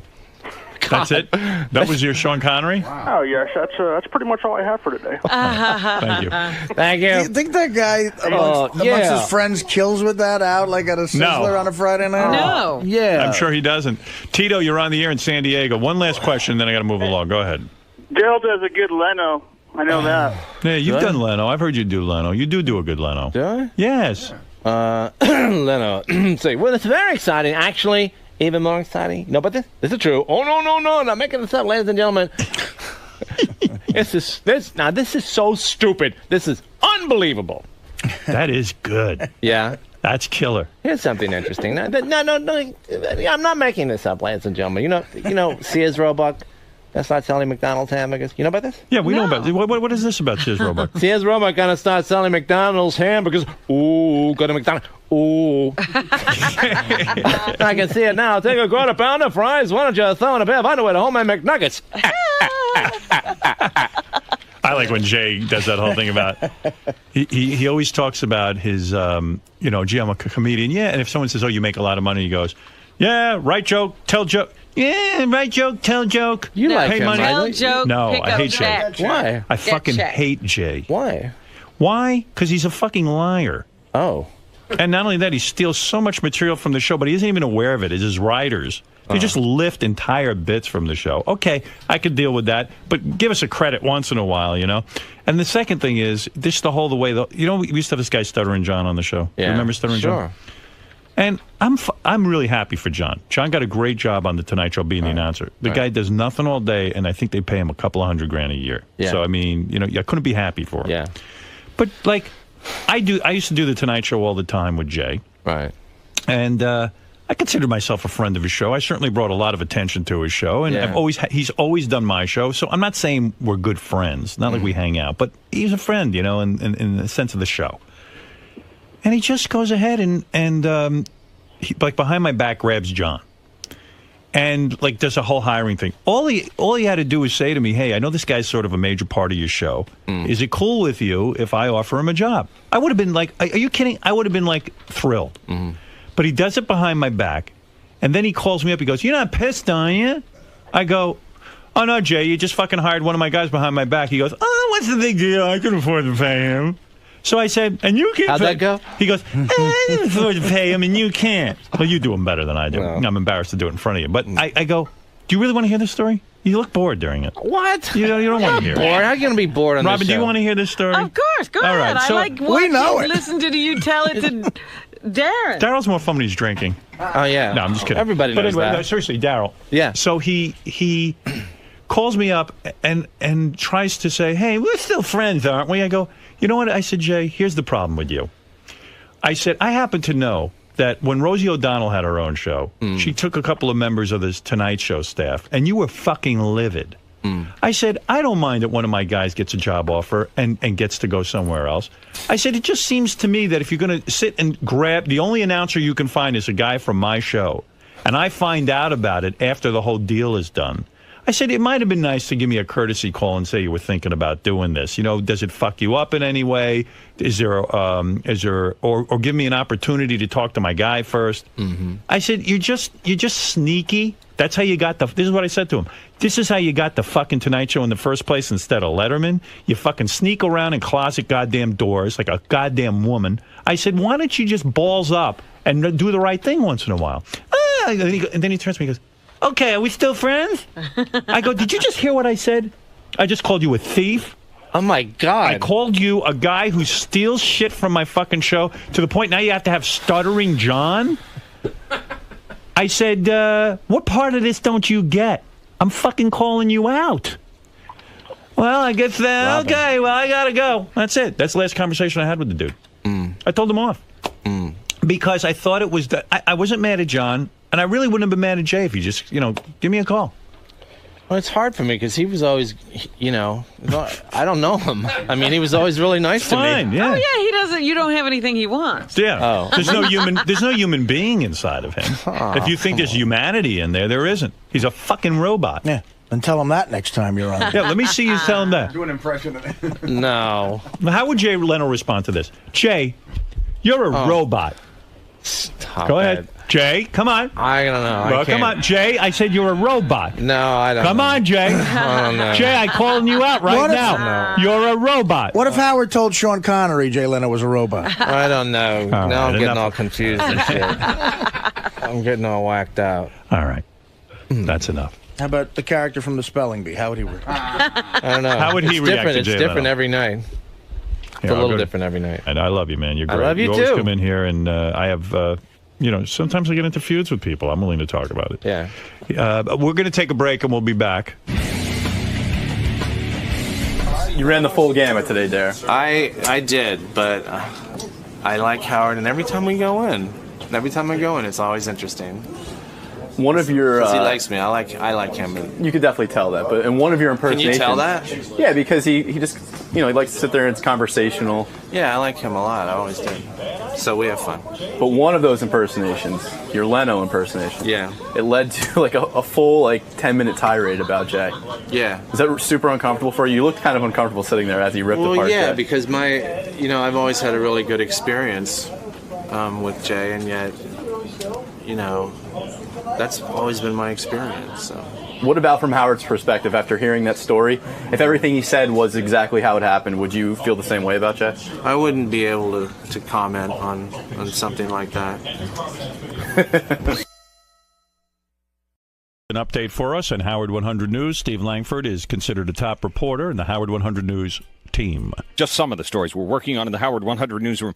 Howard 100 News curious about this EECP treatment that has Robin jetting to the West Coast on a regular basis. By the way, I got an email about that, Steve, and it's so true. Robin, I'm going to put this out to you, and I read this, and I meant to read it to you earlier. I kind of screwed up. But this does make sense. And maybe you've addressed this. Maybe you can answer this question. This is a listener who wants to know more about your EECP machine. Regarding Robin's EECP treatment, does she realize the irony in the whole thing? Here she is, trying to increase circulation in her extremities. But flying is one of the worst things you can do for your circulation, especially your legs. 10 hours of flying, all for a 1-hour treatment. 10 hours of flying? Well, 6 hours Going out and coming back. 6 hours back. It's an interesting point. 10 hours of flying, all for a 1-hour treatment that probably does more damage than good. And remind Robin, too, that when you're in an airplane like that for 5 hours, you're getting as much cosmic radiation as you would get from getting a single chest x-ray. Tell Robin that I do stress tests for a living. So I can start an IV in her and infuse her with adenosine, the drug we use to increase circulation and speed up the heart. No, thank you. Just don't tell her that you can also naturally release adenosine in your body with regular exercise. What about that? Getting on a plane, Robin, decreases circulation, and then you fly all the way to California to get your circulation increased. I believe the benefits outweigh the costs. Well, you set off a firestorm in the listeners. Ask Robin if she's going to put herself in a cryo tank when she dies. Boy, but listen to this. It gets even more intense. All right. I've never written into the show before, but this prompted a letter? This insane rant from Robin is just too much to ignore. The crackpot pseudoscience methods she has been using are getting more and more far out and dangerous. When that doctor called in, and she said that she hated health care because it doesn't work, it was just too much. Putting down an educated member of the healthcare community to justify her own crazy methods is absolutely unacceptable. Now I can't decide if she's insane, retarded, or both. If she stays at this pace, she will soon have more problems than just being rich and stupid. At least Artie's funny. Whatever that means. I don't know what that is. Wow, Robin got super defensive about the EECP machine or whatever today. She was really mean to the cardiologist who called in. It also was a bit insulting as someone who works in the medical device field. She doesn't even know what trans fat is, yet she's lecturing a cardiologist on procedures and effectiveness of them? No way. Why do I have to know what trans fat is? She's just into the fad of the week for the rich. I mean, it went on and up. Robin, I've never seen an avalanche like this. I think we've seen a few. No. I'll tell you, between this and the Florentine story, Robin, listen to this. Steve has crawled up your ass and built a camp. I'm camping out in Robin's backyard. That's right. We're now a twosome. Listen to With me this. all the time. I was so happy to hear that Robin has outsmarted the entire medical community. It's a relief to hear that she can expose the entire medical community for the snake oil salesmen that they are. I'm just relieved that the human race survived long enough eating meat and cheese for her to reach enlightenment. Now that she's going to live forever, can we get her on the couch with Dr. Keith Abelo so we can find out exactly how fucking nuts she is? And finally, Robin, you used to be a nurse? Well, why don't you just buy a symbol off of Riley and wear some of those magnetic bracelets while you get Starbucks shot up your ass? You fucking kook. Nincome fucking poop. Wow. At least they're being funny while they bash. Well, there you go. Well, you weren't the only one who got bashed. Double A got bashed, too. It says, fuck Double A. You're in good company. He's an obnoxious leech. Please continue to ignore him. Yeah, Eric the Midget. More. No Double A. So there you go. I'm sorry, Steve. You were saying... So Robin, more. Robin, it got me thinking. You are sitting on the plane for 10 hours, and that does affect your... You're taking their point of view. It seems to make sense to me. Who said that plane travel decreases circulation? Sitting decreases circulation. No, so I right. shouldn't sit here. There are reports that I've read in Sky Mall magazine. Sky Mall magazine? Yeah, actually. Fred, what do you think of that? I do believe that person is correct. I can't cite anything off the top of my head like a medical journal, but I've read things to that effect where plane travel is not good for your circulation. No. What happens is... They say to get up every once in a while and walk around. That's right, because and they also sitting. Say You're sitting and not moving, Fred. So are you doing jumping jacks when you're on the plane? I said I think the EECP outweighs in benefits, I think it's a wash. Outweighs the cost. I think it's a wash. You think, but you don't know. Neither do you. I've actually done it, so I have the at least and I've flown in a plane, so maybe that makes tit for tat. Yeah.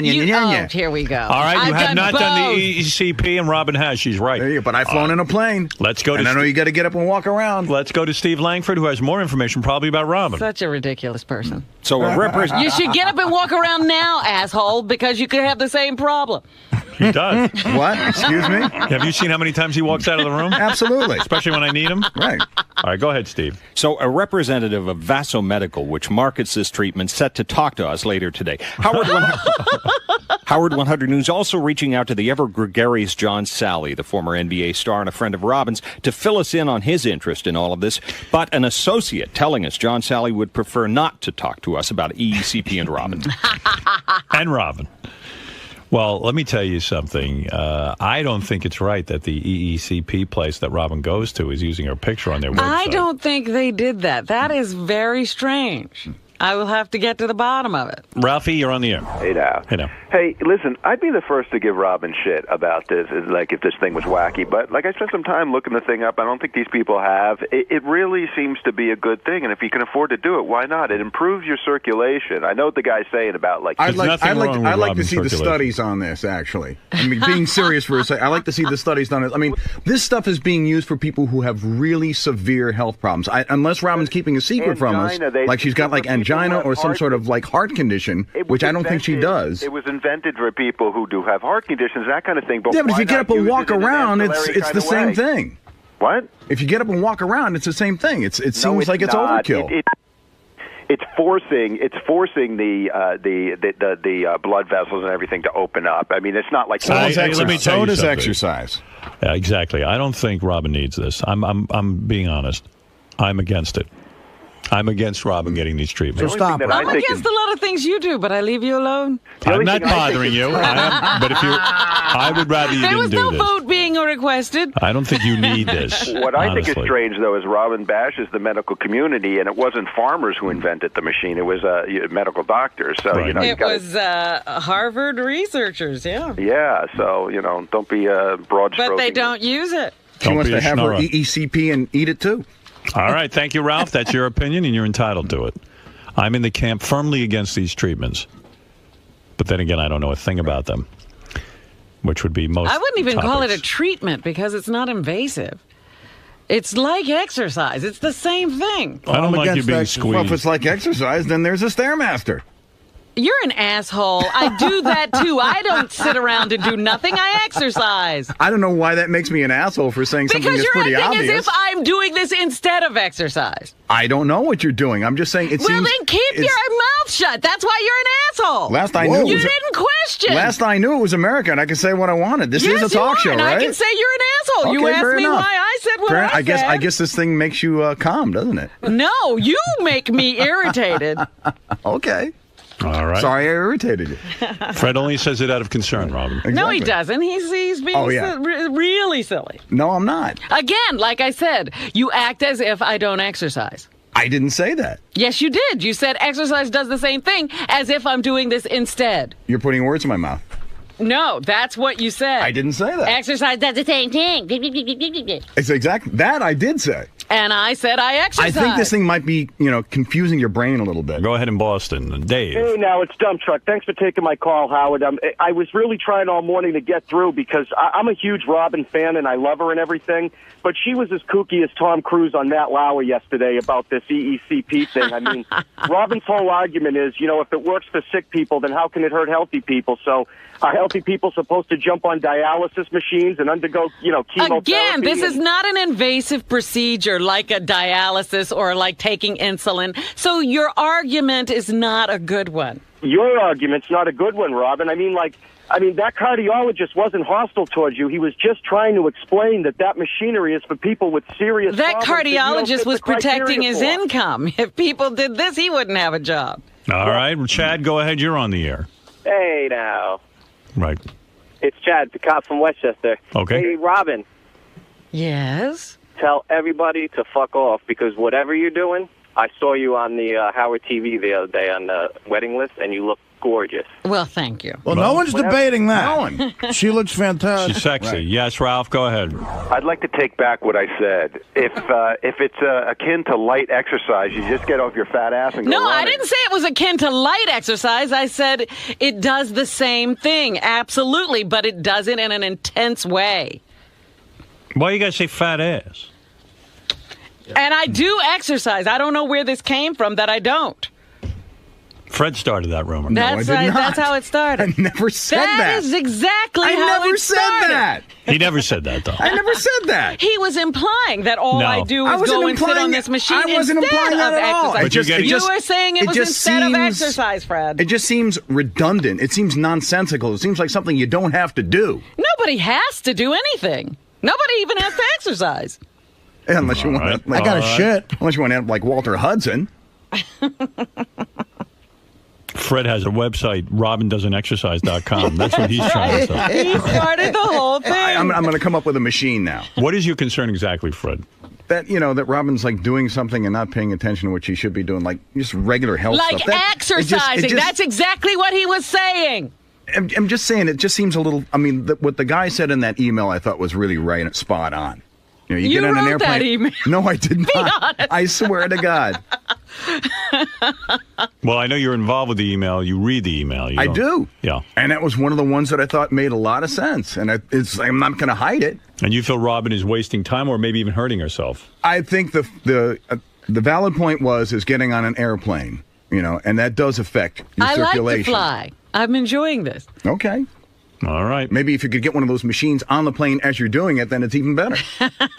You made some sort of comment, Robin, that even there's blood flowing to your vagina, or. Oh, I was joking around a bit. But are you getting wetter? No, what are you talking about? Getting wetter? Because I know for a while you were saying you were using lube. No. It wasn't a wetness problem. Right. But you can't get wetter from this? When have I had a chance to try things out? Well, I thought maybe Jimmy had gone on. Jimmy's big balls will get you going. What is it, Jessica? Hey, Robin, what's going on, honey? It sounds like something else is going on with this machine. Like yesterday, the minute people brought it up, you started attacking everybody. Like, really, it sounds bad on the radio. Like, you're just screaming at anybody that asks about it.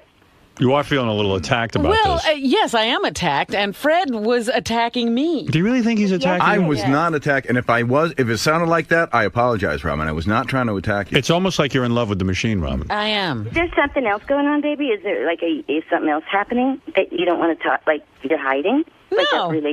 Like a relationship, I meant. Like a relationship with the machine. Like, If she was in a relationship, she wouldn't be so, unhappy.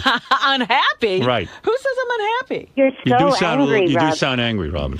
I'm angry at the medical profession, which has a monopoly on health care, and it doesn't do anything to promote health.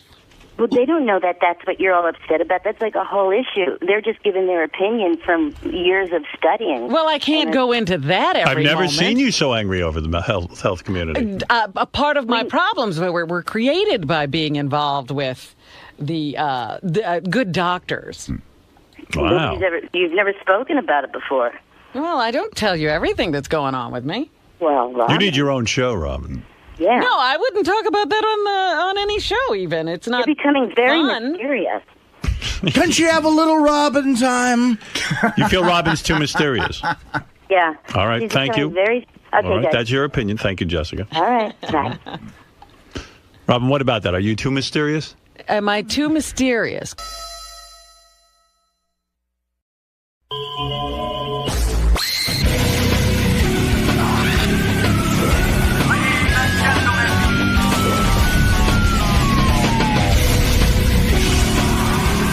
Yeah, hey, I'm Slash, and I'm here promoting my book, Slash.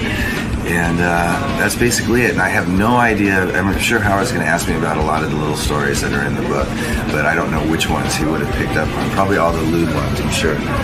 Now, is there anything that you don't want to talk about in there? I'd like to try and keep away from talking about Axel in any great detail, because that's always sort of unnecessary.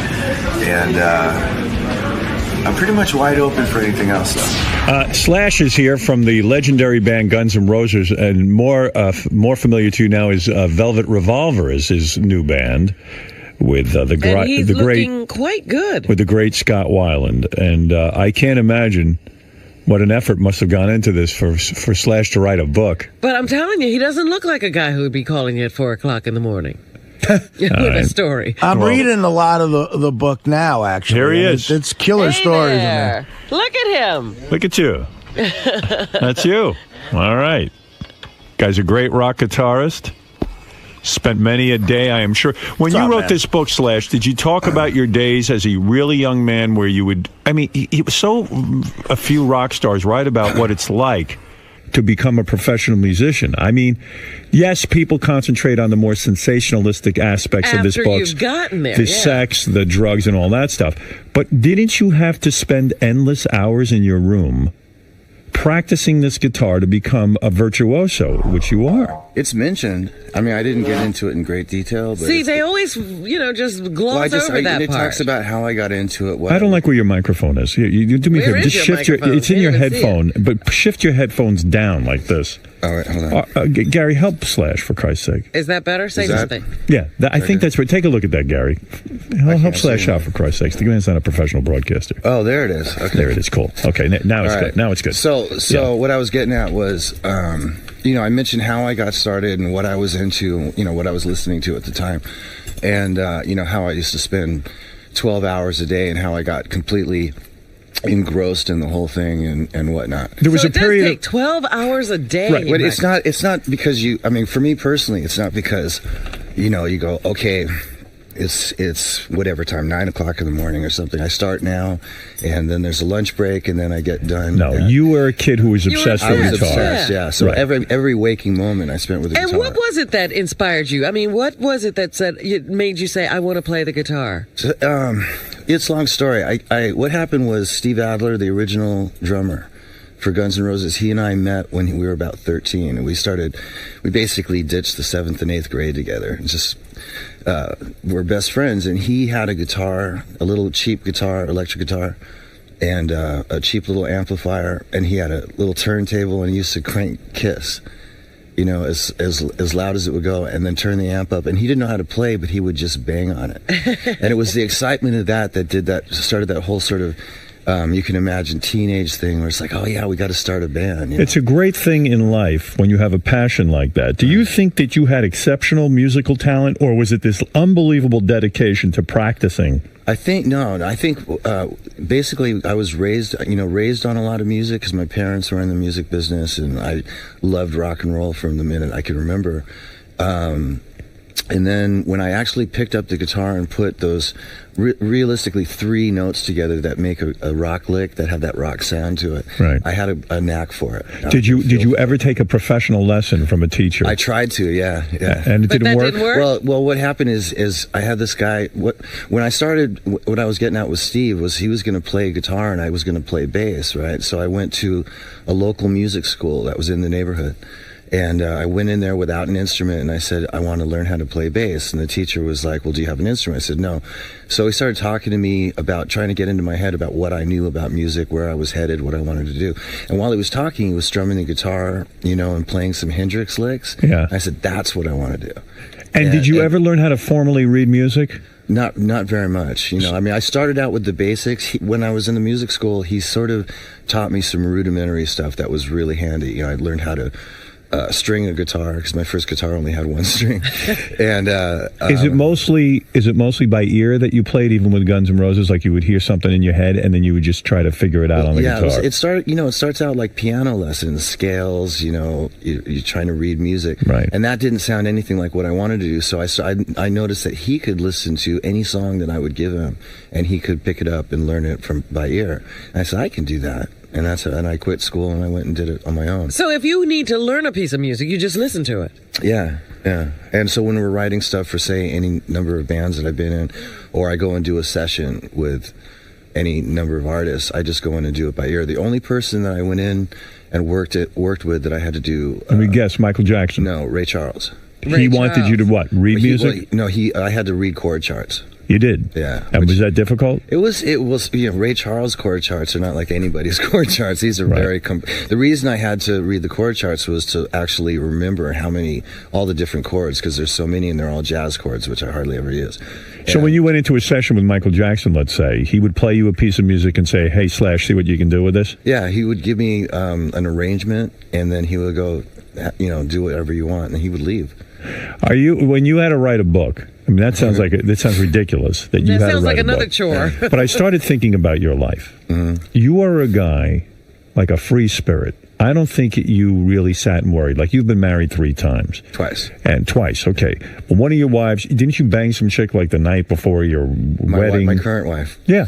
You cheated on her the night before the wedding, right? Yeah. And that marriage is working. Yeah. But don't you think it is working? Well, she's got balls, But don't you think, like, in a way, I mean, with all the drug use, out of control behavior, all of this stuff, I go back to your childhood. It was a wild childhood in the sense that your mom even was having this torrid love affair with David Bowie while you were just a child. Is that right? Yeah. True? Yeah. Well, torrid's a pretty heavy word. No, I mean, you mean affair like that? She was still married to Slash's dad? No. My mom and dad were separated at that point. And was your dad a black guy? No, he's white. My mom's black. Your mom is black. Is Bowie's thing black chicks? No, he's dated chicks. a couple. Yeah. Yeah, and he's married to a black chick now. I think that's his thing. Yeah. Wait a minute. Why does it have to be a thing? Actually, a lot of white English guys like black girls. My dad too. Yeah, he's English.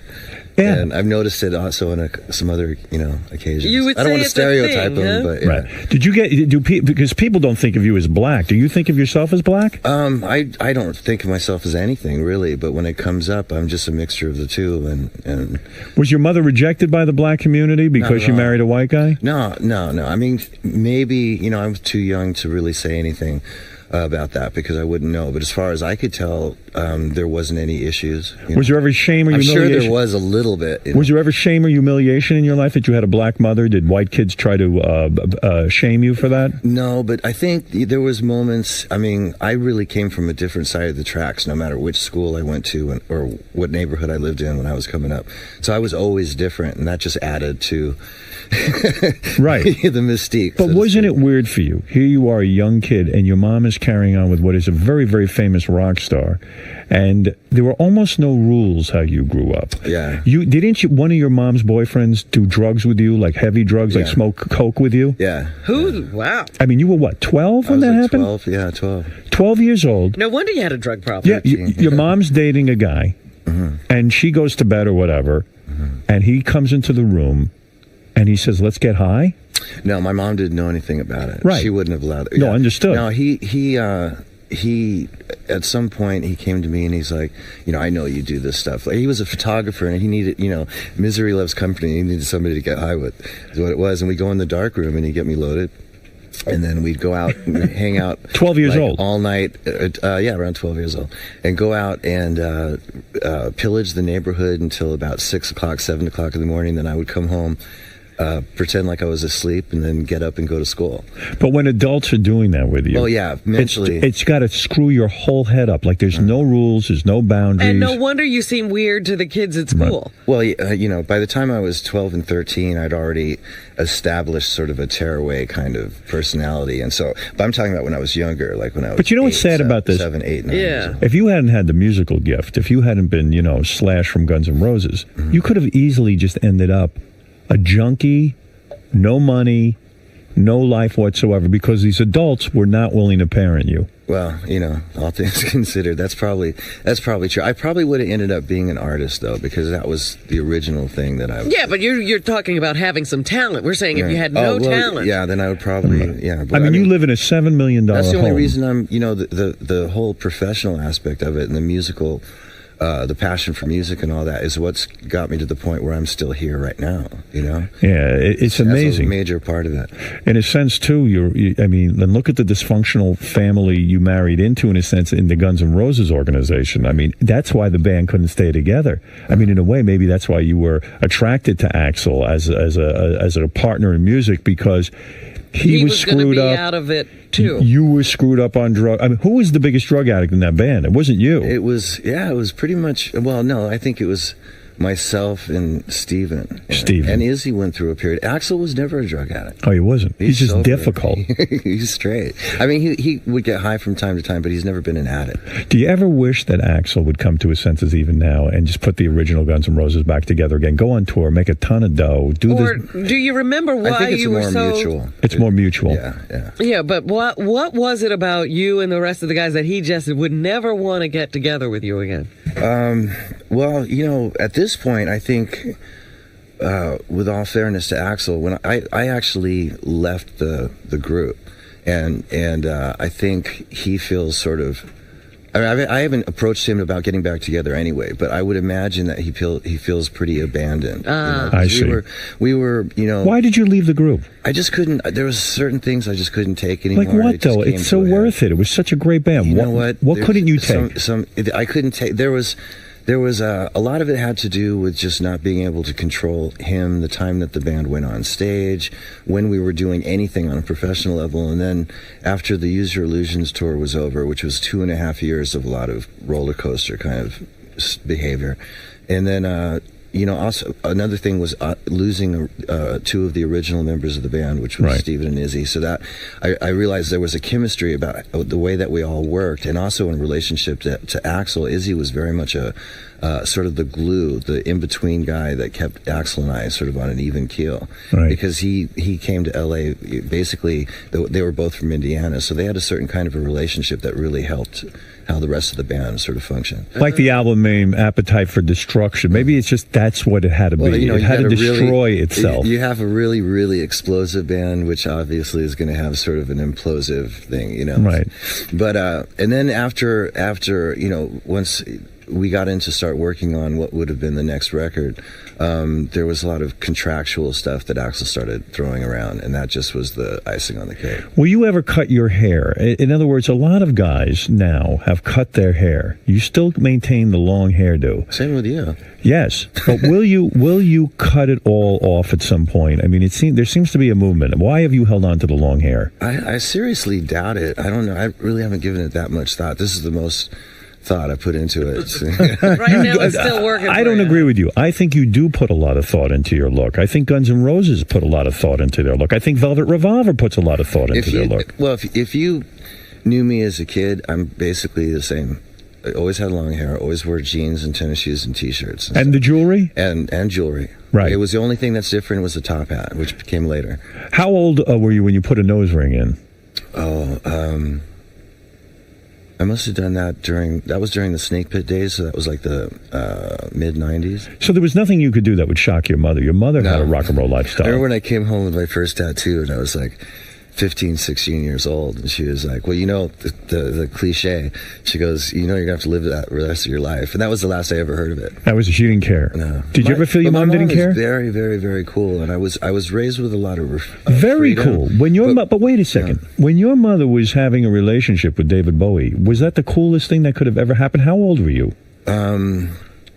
I mean, he's way cool. I was like a 9 or 10. 9 or 10. And you would see David Bowie. Yeah. He would hang out in the house. You've had a charmed life that way. She also used to work with him. She designed all his clothes, so they had a working relationship first and foremost, and then they had a romantic relationship, which really didn't last that long. It was probably like maybe a year and a half. But were you proud of that? Were you like, wow, my mom's... He was the first guy that came in after my dad, so I was pretty apprehensive about hanging out with him for a while. But your mom must have been a very good-looking woman. She's very good-looking. Yeah. Were you ever disciplined about anything? Did you ever receive any discipline? Were you ever punished? No. What would they punish you for? You're not giving me any chance to get a word in. Oh, I'm not. Okay, no, sorry. But my parents, like I was saying, with all the freedom that I was given, I was, as far as certain morals and certain character thing, you know, there was a lot of that was instilled in me. There was a lot of right and wrong that just sort of came natural for them to sort of instill in me, which was really great. And I think there was sort of a mutual respect thing, almost like treating me on the same level as they were. It was very interesting. I used to call them by their first names. I wonder if that's good or bad. I wouldn't let my kids call me by my first name. You have kids now. Yeah, they try. Yeah. Do you are you a disciplinarian?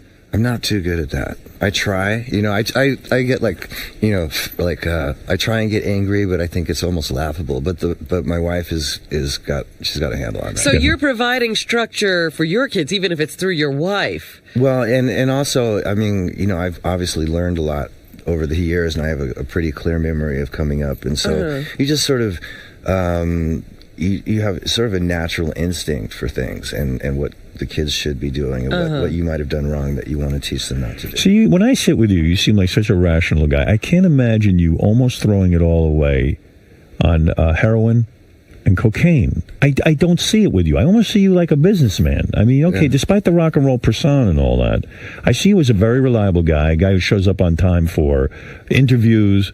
You have a sense of the business. You respect rock and roll. You love what you do for it. You have such a passion for this guitar. What attracted you to this heroin to the point that you were, you know, every minute with it? I mean, it took over your life. It was downtime. Do you think that you were depressed? It was. I wouldn't say. Most of it was fun for the longest time, so I can't say that I was actually depressed. If there was a psychologist here and we did a one-on-one for an hour and a half, he'd probably come up with some answers that maybe I wouldn't be thinking of right now. But it was mostly fun. But the thing about the drugs was it was always when I wasn't working. And I'm so hyperactive, and I when I'm sitting here with you, or I'm sitting in the studio, or I'm out on the road, I'm actually in work mode. And that I can deal with, and as long as that's a constant, I'm fine. But when the downtime would end, I wouldn't know what to do with myself, and the pace of being in a band and touring constantly and living that life touring is something that still to this day I love touring more than I like being at home. Right, I still can't mellow out. Right, and I'm learning how to adjust to life not working, so that I don't go into the abyss like I normally would. Is it hard for you to be a husband and a father when you really yearn for the road and the freedom of the road? I just have to take them with me. I mean, I love them to death, so I make it work, but I have to admit I'm a little antsy when I'm at home for too long. The last time you cheated on your wife was before you married her. You've been able to remain faithful? In all honesty, I haven't cheated on her once since we got together. It's remarkable. Yeah, but now, are you on any kind of medication, or you... You on Subutex? No. You were not. I did do it for a minute, though. Yeah? How do you get off heroin? You say that in your book that you go cold turkey. I never really got into using prescription drugs to opt out.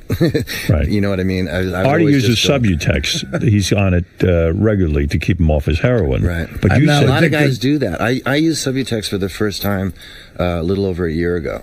And that's how I got off the Oxycontin. Oh, you were on that too, huh? Well, that's heroin. I mean, people don't realize it, but that's heroin. But before that, there was this stuff called Buprenex, and that never worked for me. And I don't think I did it properly. But it's funny, in your book, you describe your first heroin experience as not even being all that great. You were in the studio 1984 with Izzy. That was the first heroin experience where I smoked it. I see. But the first time I ever shot it up, that was it. Why would you go to shooting it if smoking did nothing for you? Because, I don't know, Because you couldn't believe you didn't like it. You mean when you smoked it, what was the reaction? We were when I smoked it, I felt a little bit queasy, and I don't think I knew exactly what I was doing, so I didn't get the full effect that I was supposed to get. And then how much time passed when you said to yourself, I have an idea that if I injected this, I would be happy? It probably was about a year. A year? Yeah. Maybe in those days, a short amount of time seemed like forever. So it could have been 6 months, but it seemed like a year. You mainlined. Yeah. But isn't it a weird thing, Slash, to start wrapping your arm with something and cooking up drugs? It's actually half the fun of it. Oh, really? Yeah. It really? Do you still dream of it? Do you still miss it? No. You don't? You know what? Because I stopped doing it as on a regular basis in like 1991, as soon as Guns N' Roses went back out on the second record. And I stopped, and I chipped a couple times along the way over the course of however many years. I'd probably put like maybe 7 or 8 times, and it never was as good as when I first did it. It was always chasing the dream, pain in the ass, and it just after a while you just resigned to the fact that it's just not going to be like that anymore, and you sort of let it go. All right, so you're drug free now. I've had moments where there's been people around who have had it on it, and there's in the back of your mind there's that sort of like, a sensation of going, oh yeah, wow, but your rational thinking just takes over and goes, you don't want to go. You never did any rehabs I did my first real rehab stint about a year ago. Really? Yeah. That recently. Would you laugh at guys like Aerosmith when you guys would go out on tour with Aerosmith when you were in Guns N' Roses, and they would have rules where, in order to protect their sobriety, you couldn't even drink alcohol around them, or you had to hide it and drink it in a cup and this and that or the other thing. You don't place those kind of demands on other people, do you? No. I actually like it when, within reason, that people are, I like to be out with people and know that they're able to drink and stuff like that. It makes me feel more comfortable. You don't even drink anymore? Wow. Nothing? I know, right? Wow. But I play a lot better, and I've been very productive. And this particular point in my life, it's actually working. When you go to rehab and you show up and you're a very famous person, do you go to a rehab specifically for famous people? Well, this particular rehab that I went to wasn't necessarily for famous people, but you had to have some cash. You had to have some major dough. So you're in there with some big players. There was actually nobody there when I went in. You had your own rehab. I was the only client, which was great. Isn't that a little scary? My own bedroom. I think I was really in control going in there, knowing why I was there. So I think I really went to rehab more just to get some help to get off the stuff that I was on at the time. I really was that the OxyContin and all that? Yeah. That just so I didn't want to go through the whole long withdrawal thing, and also just to sort of get away from everything for a minute and get my head together, because there was a lot of shit going on at that time. Not only were drugs going on, but a lot of sex. And you describe something in your new book that is very disturbing, and I feel for you on this. What, the Izzy thing? The Izzy thing. You say, what is going on I here? remember. I knew this is. Yeah. I remember being up in the bunk one night after a show with Izzy and some girl. We were taking turns having sex with her, but Izzy wasn't wearing any protection. So when he pulled out, he came on my leg. Oh! Since I was right there on the other side of her, that definitely stopped me in my tracks. I sat up, I looked at him, and I said, "Hey, Izzy, man, we've got to get a bigger place." Yeah, right. When a man comes on your leg, what is that like? That was a very surreal experience. But you have to understand, we were in a space that was entirely probably the size of a twin mattress. It was a loft that was the size of the mattress, and there was nowhere else to go, and we were both banging the same girl, and there was nowhere else for him to move to. And so in the heat of the moment, he wasn't really thinking about where he was aiming, and I was right there. And, so many... Really bonding moment. It really is. And when Izzy came, did he come a lot? Was it a big load? Did he drop a big load? What? It seemed like an eternity. Was he laughing that he goes, "Oh my God"? He didn't know he didn't. He was out. No, he didn't realize where I was in proximity to where it was dark. crack was. What do you do? Honestly, this is very specific. What do you do with the load once it's on? You get the girl to lick it up. You did? Did she really? I'm going to throw up. What do? You wipe it off with his shirt? I used one of the blankets on the mattress. When you're living that close with a bunch of guys and everything, the one thing I don't get is double teaming these chicks. Here, this is certainly a tremendous amount of variety on the road of women, especially when you're in a cool band. This was in the old days. This was like before we ever hit the road, when we were just like the scourge of Hollywood local band. Did you ever feel bad for the women? Did you ever have any sort of, this is what I'm talking about with your childhood. Like, it's almost like there were no rules. Like, some woman comes in, she's almost disposable. You take her in there, you fuck her a couple of times. I'm not one of those guys. I'm that one guy in the band that actually sort of was sort of a sucker for girls. I mean, even the stupidest ones, I felt sort of bad for. The ones that would come in and be so easy to disrespect, Right. And so some of the relationships that I had with women over the years, or most of the relationships I had with women over the years, when it came to sex, it was usually so there was some sort of mutual respect between the two of us. But in certain instances, like this one that we're talking about with Izzy, that was just some girl that I don't even know how she ended up there. Did you ever share women with Axl Rose, the lead singer of Guns N' Roses? A couple times. You did? Yeah. I guess everybody shared. Huh? Yeah. That's amazing. I never got into that. Then again, nobody wanted to share with me. Who wanted to see me naked? Certainly not another guy. Does it feel a little bit gay when you see one of your bandmates naked there, and you penis know is how hard? they It's funny. You can sort of. You don't really get into the watching them per se. Right. It becomes sort of an animal thing. That you're not really paying attention to them. You're with the girl, and he's with the girl, and you're not really focusing on him at all. And you don't want him in any. Like, I had an incident a long time ago where I used to have these parties at my house, and party loving people would come over, and we would have a lot of interaction. Yeah. And I was on the landing in my house with this girl, and I was on the floor, and she was on top of me, and Ron Jeremy happened to be there, and he came up behind her without even asking, and then sort of got behind her, and I was like, oh. And then all of a sudden I felt invaded. Yeah. So there has to be it's not one of those kind of things. I watch some porno movies, and I just couldn't handle. There are rules, in a sense. Yeah. You didn't want Ron Jeremy joining in. Yeah, there can be some awkward moments. Awkward in the sense, too, like when you have to follow Izzy, let's say, or Axl, you're the second guy in the girl. These guys have already come inside the girl. I mean, does any of that bother you? That bothers me for some reason. Why am I so uptight? That's really, my problem. Of all people. Am I uptight? It's not really being uptight. It's just certain people have certain limits to what they think is, acceptable. That never bothered you. There's certain aspects of it that bother me. I'm not. I'm sleazy to an extent, but there's another part of me that's got a moral center that there's certain things I won't accept. But are there rules as to who goes first? I have a wide.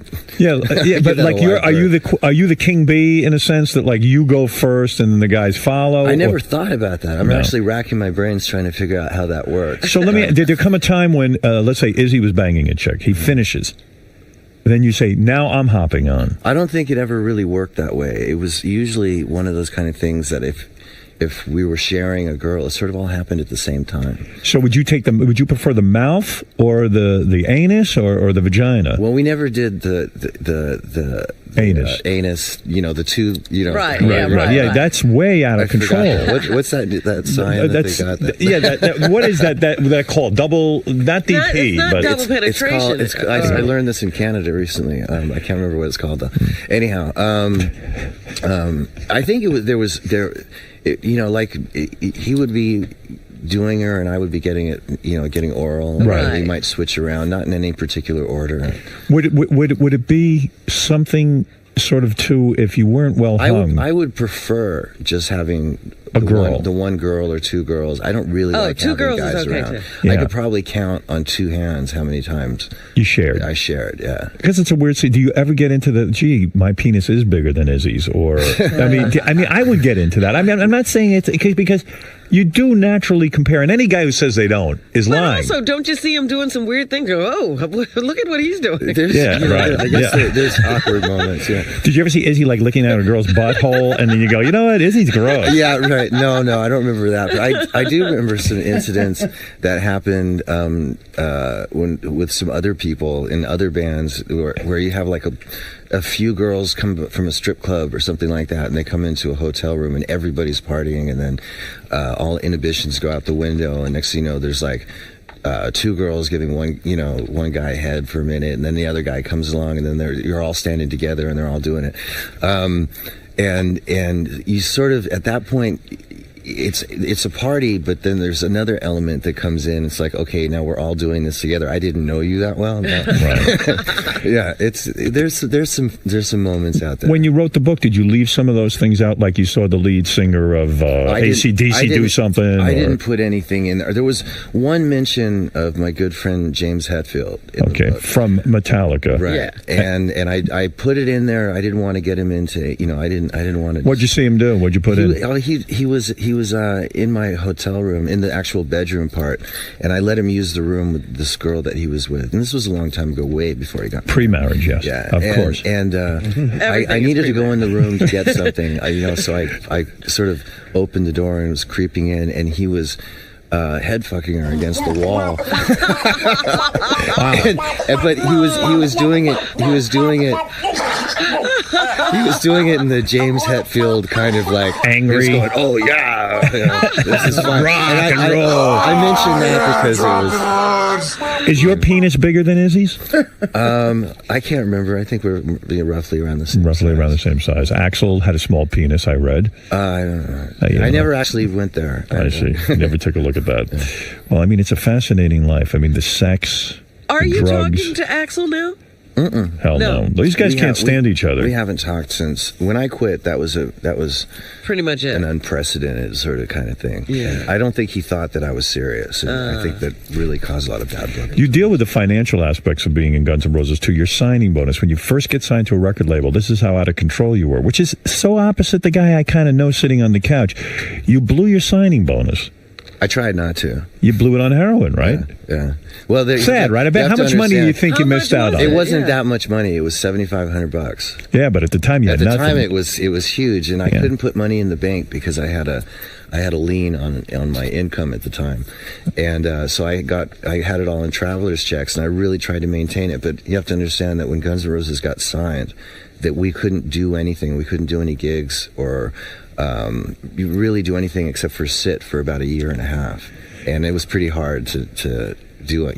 We were bored shitless. Is there an unbelievable aspect to fame that, like, aside from your mom introducing you to David Bowie at an early age, all of a sudden you start to get in a band, you start to get some kind of name out there, and suddenly, like you say, your first son was conceived in Ron Wood of the Rolling Stones house. You're hanging out with Sly of the Family Stone, smoking PCP and crack with him. I mean, you're doing. Well, I didn't actually smoke crack with him, but you saw him doing it. Yeah. It's hard to believe. He seems like such a normal guy. Yeah, when I saw him last, he looked fine. And then all these drugs do weird things to very normal people. And then wild things happen to you. I mean, a woman blew him while he was asleep. I mean, that's great stuff, right? She wasn't a woman. She was a kid. She was. What do you mean? She was. I mean, she must have been like 14 or 15 years old. And you were asleep? I was sort of asleep. I sort of half woke up for that. I mean, this is not a normal life. You know that. I mean, most guys. It's all fun, though. I got to tell you. You bet. I have no regrets. Oh, I bet. I was going to ask you that. Certainly, you shouldn't. Also, my parents, I came from sort of the whole free love generation. Right. Everybody was very uninhibited in those days. And when you talk about David and whatnot, I mean, I was raised around a lot of musicians, a lot of entertainers, right? And it was all like that. I mean, I remember walking into a friend of my mom's place one time. I mean, adults were always having sex when I was a kid. And it wasn't. It wasn't. It wasn't lurid, that kind of sex. It was just sort of a more loving kind of. I'm telling you, he had a childhood with no rules. Yeah. I mean, you thought it was normal to walk into a room and see adults having sex. Well, I mean, it would have been abnormal for them to keep me around. Did you ever see your mom having sex? Only once. Who was she having sex dad. with? With your dad? Yeah, I walked in one time. That's weird. Yeah, that was weird. I never. What position were they in? I bet it's frozen in your mind. It was missionary. It was. Yeah. And did you stand there and watch? There was that second that lasts forever. Yeah. You saw it going in and out. No, it wasn't that close. I was on the other side of the room. That's got to be traumatic. Yes, Gary, what do you want to ask? No, I just wanted to ask Slash, because there's stuff that you read, and I heard that you don't talk to Axl anymore. And there was that weird incident a couple of years ago, I just never understood. Guns N' Roses, the Axl Guns N' Roses, played the Hard Rock on New Year's Eve, and Slash went there just to see what was going on, but I never understood what actually happened. What happened was my wife and I saw an ad for Guns N' Roses at the Hard Rock at the Joint in the Hard Rock, and so we made a plan to go there. It was New Year's Eve, so went down there, sort of got myself set up, made a phone call, got set up, and then went down there, and I was forbidden to enter the venue. But did you ever say to Axl, "Hey, I want to come by and see you"? No. And they didn't want you in. The whole building knew I was coming. Why do you think you went there? Were you looking for confrontation? Were you looking to say to him? They were saying that the rumor was I had my guitar and my top hat, and I was going to go in there. But why go and torture yourself? But no, I just wanted to go see Guns N' Roses because I'd never seen them before. Yeah, but wait a second. That was it. You had to be angry. This isn't Guns N' Roses. But this was years after. You have to understand, when I quit, whatever he went on to do after that was fine. Right. And I knew he was going to continue on with the name because that was one of the things that was leading up to the split anyway, when it first came up. And so I was really intrigued. I wanted to go see what Guns N' Roses was. What do you think of like Van Halen right now, where they get rid of Michael Anthony, the original bass player and backup vocal guy? They put in Eddie's son. Eddie Van Halen's son is in there now. Like, does that kind of burn you up a little bit? Because that's what Axl tried to pull with Guns N' Roses. He tried to replace the whole band. Right. Do the fans deserve to see... They don't want to see Van Halen or Guns N' Roses with other players. Well, I think it needs to be made very clear to the public that the original members will not be there, which... Somehow with the Guns situation, I don't think that happened. I think that's why you went to the show that night. You wanted to sort of say to Axl, "Go ahead, you do this in front of me, asshole." It wasn't like that. I will tell you how it was. It was really pretty innocent. Just wanted to go see. I mean, think about it. How interesting would that be? Yeah, but you couldn't have been surprised by their reaction. I would be angry. I was. There's a point there. It's like, oh, come on, get off it. What am I going to do? Yes, Gary. It was weird because there was one time I went to see Guns N' Roses, and of course you're looking for the guitar player to be Slash. And it could have just been sort of, nondescript. And instead it was that weird guy, Buckethead. Do you remember? That was on the MTV show. It was a guy with a bucket over his head, and it was almost like calling too much attention. I know, I was him for Halloween a couple of years ago. Were you a Buckethead? Yeah, but let me just put one thing in. Do you think Buckethead is a talented individual? I don't really know his work. I really don't know his work. Okay. I've heard he's a really accomplished guitar player. Okay. Very technically, fluent. You say that as a put down in a way, that a guitar player he's not a rock guy, A rock guy has a certain soul to his guitar. Yeah, is that what you're saying? Yeah. It's not just all about technical. I have heard a couple pieces of music from Buckethead, and it's technically proficient, but doesn't have any heart.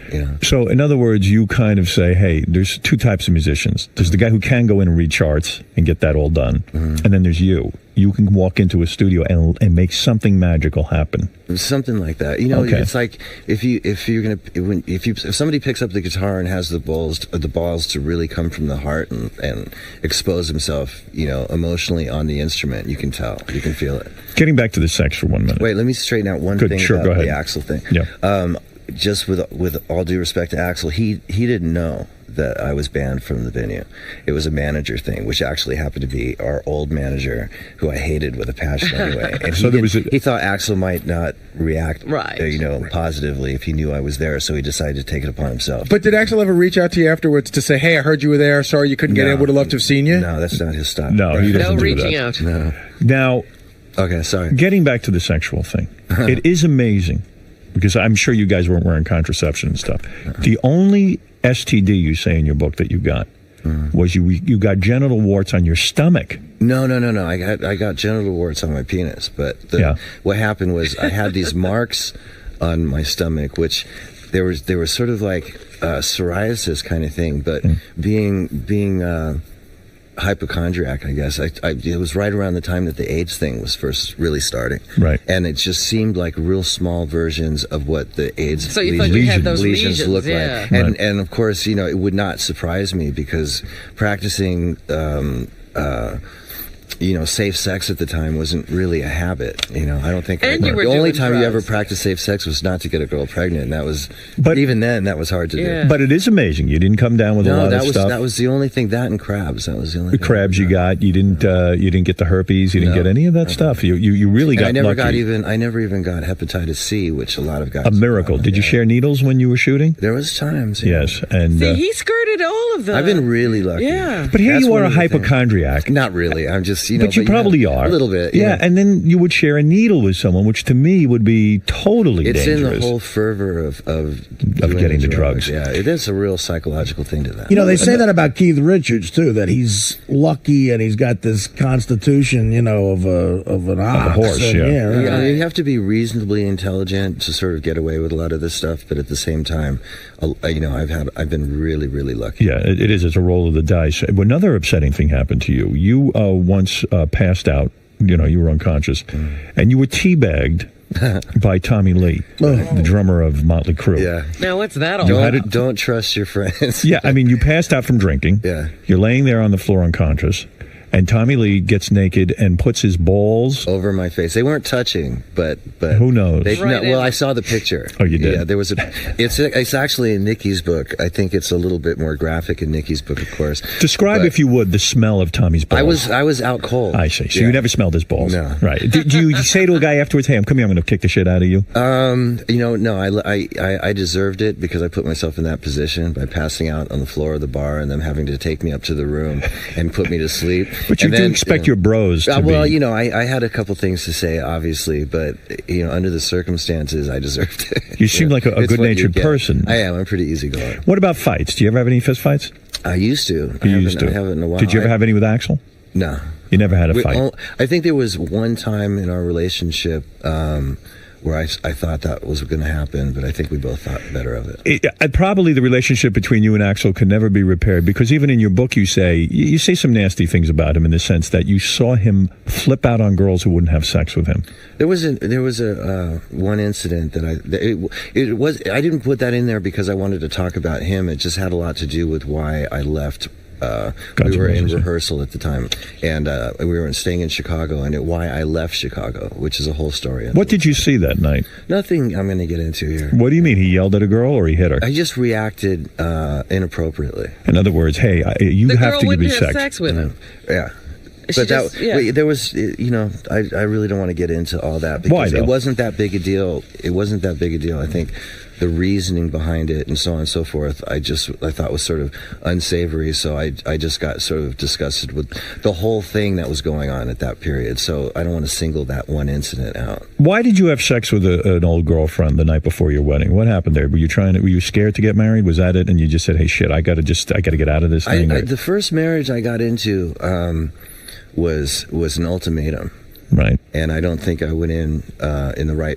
I didn't go into it from the heart, and so I'd sort of dated this girl that is now my wife. Right. Not really dated, but we saw each other on occasion, and we always had a good time. And she knew that. She knew that we had sort of a connection. Is this the wife when you were doing my movie you were hanging out with? That's the one that I was married to then. Right. Yeah. You divorced was the first her. one. Yeah, I divorced. She was hot. She was, she was a good-looking girl, but it was an ultimatum. I'd been caught. She finally caught me. Someone ratted me out for everything that I'd done behind her back. I mean, literally everything. Aren't friends great? Somebody had it in for me. Why would they do that to you? And so we split up for a while, and of course I was out on tour, and I started feeling lonely. And just because of all these things I did to her didn't mean that I didn't care about her. It was just I really wasn't ready for that serious of a relationship at that point, I think. Are there any? But there, again, there's no rules, So like you would just say, hey, screw it. I was like a sex addict at that point. You were. I was out of control. When you went to rehab, I used to keep 3 and 4 hotel rooms in every hotel. So really? I was bouncing around. So that's part of your thing. You can't sit still. So so keep yourself busy with women, right? Yeah. Why not? It's like drugs. Yeah, that ain't bad. You can't knock it. Though. A lot of famous women? No, not necessarily. I mean, some more famous than others, but look at you. How many women you figured you banged in your time? Come on, I don't. Give me a number. I don't have a number. You up over 500? I have no. Look at you. You didn't keep any records? Of course not. Are you kidding? There are written records. It's more thorough than a German concentration camp. Anyway, so what happened happened was Perla heard that I was getting married. Actually, she came to my bachelor party, which was a co-ed bachelor party because what I was saying was I called my girlfriend up. I called my girlfriend up, who was going to be my wife, and I said, let's get back together. And she said, not unless we get married. And I was like, oh. So you had to do it. And so then we did it, and Perla, who'd known me from previous, came around and said, ha ha, and then somehow we ended up doing it the night before my wedding. Beautiful. The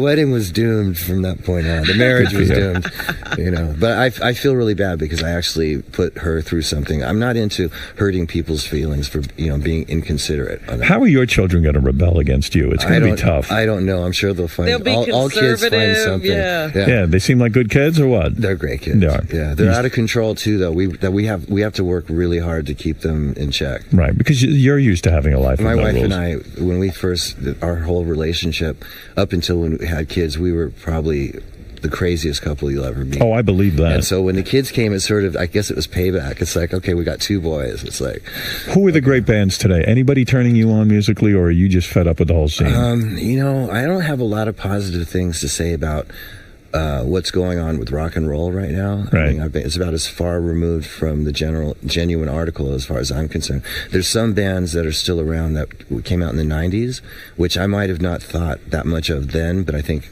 huge, I think they're great now because they're the only bands around that have any inkling of what that kind of rock and roll attitude. What's an example of one of those bands? Well, Foo Fighters are great. Yeah. Foo Fighters are great. One of the greatest bands that's come out in the last 15 years. Did it surprise you when the drummer from the Foo Fighters turned out to be a lead singer and guitar player? Yeah, I mean, what did I say? Drummer from Nirvana. Yeah, from Nirvana. Yeah. I remember the first time I saw the Foo Fighters was here at what's the place by Dave Letterman. Roseland. I saw him at Roseland, and it was great. And I was in not too long after Kurt died. It was shocking to you, probably. But he is a great band, and he's a great songwriter. Yeah. So, when you had to write a book, I don't even know what inspired you to write a book. When you say you wrote the book, you worked with a writer, and he even claims that 4 in the morning, when you would remember a story, you would call him. You don't know any work hours. And well, no, I had to call him when they came because trying to recall all that stuff wasn't the easiest thing to do. No, I think it's the most difficult thing in the world. Well, you've done it. I mean, you've written a very, very interesting book. This is great. Slash's new book, Slashed. That's the name of the book. It's just Slash. That's what I said. I thought you said slashed. Yeah, you did say that. I thought, Sloshed. Slash's new book. Slosh would have been a good title. That's a good one. You should have talked to me. The book Slash is in stores now, and you can check out Slash in Guitar Hero 3 in stores now as well. Best game ever, by the way. Isn't it cool? Guitar Hero Howard is the best fucking game. It's one of those things I got involved with that I don't consider a sellout because it was so cool. Better than chess? No, chess is great, but that's a different animal. I keep chess on my BlackBerry. You play chess? Yeah. You're not on the ICC, What's the ICC? Chessclub.com, Internet Chess Club? No. Oh. Because Howard could play with you. I will play with you. Really? Oh, yes. That's when I remember starting playing chess when I was pretty young, and I've always had a thing for chess. I don't want to brag, but I'm a 1600. No, I believe you're probably pretty good. You seem like you would be. Yeah, I'm no retard. I'm into poker now. That's my new thing. That's your thing? That seems like everybody's into poker. So but are you going to get carried away with that and blow a lot of money? No. I mean, at this point, I love watching on TV, and I love playing it on my telephone. Right. And it's. Are you playing big stakes poker? I'm not a gambler. You're not going to get me to take $1,000 or $10,000 and put it on the table. How much do you play for? I don't play for anything. I'm playing on a machine. Yeah, that's he doesn't go to the casino. I have some friends that I can play with, but that's small stakes. All right, get the book Slash in stores now. What do you want to say, Garibaldi? I got a question and a story. One of our friends has a good story about Slash. But in the book, do you talk about how you wrote the songs? Because I read how you came up with the guitar riff for Sweet Child of Mine. I was wondering if it was true. I got into a lot of the songs on Appetite because it's such an infamous record, and so I did talk about Sweet Child of Mine and Welcome to the Jungle and Night Train and Paradise City and stuff like that. Yeah, because Sweet Child of Mine supposedly was what he would do to warm up that riff. Right, in practicing, I try and make up something interesting just to keep myself engaged instead of just mindless. That's a great riff. Mindless practicing.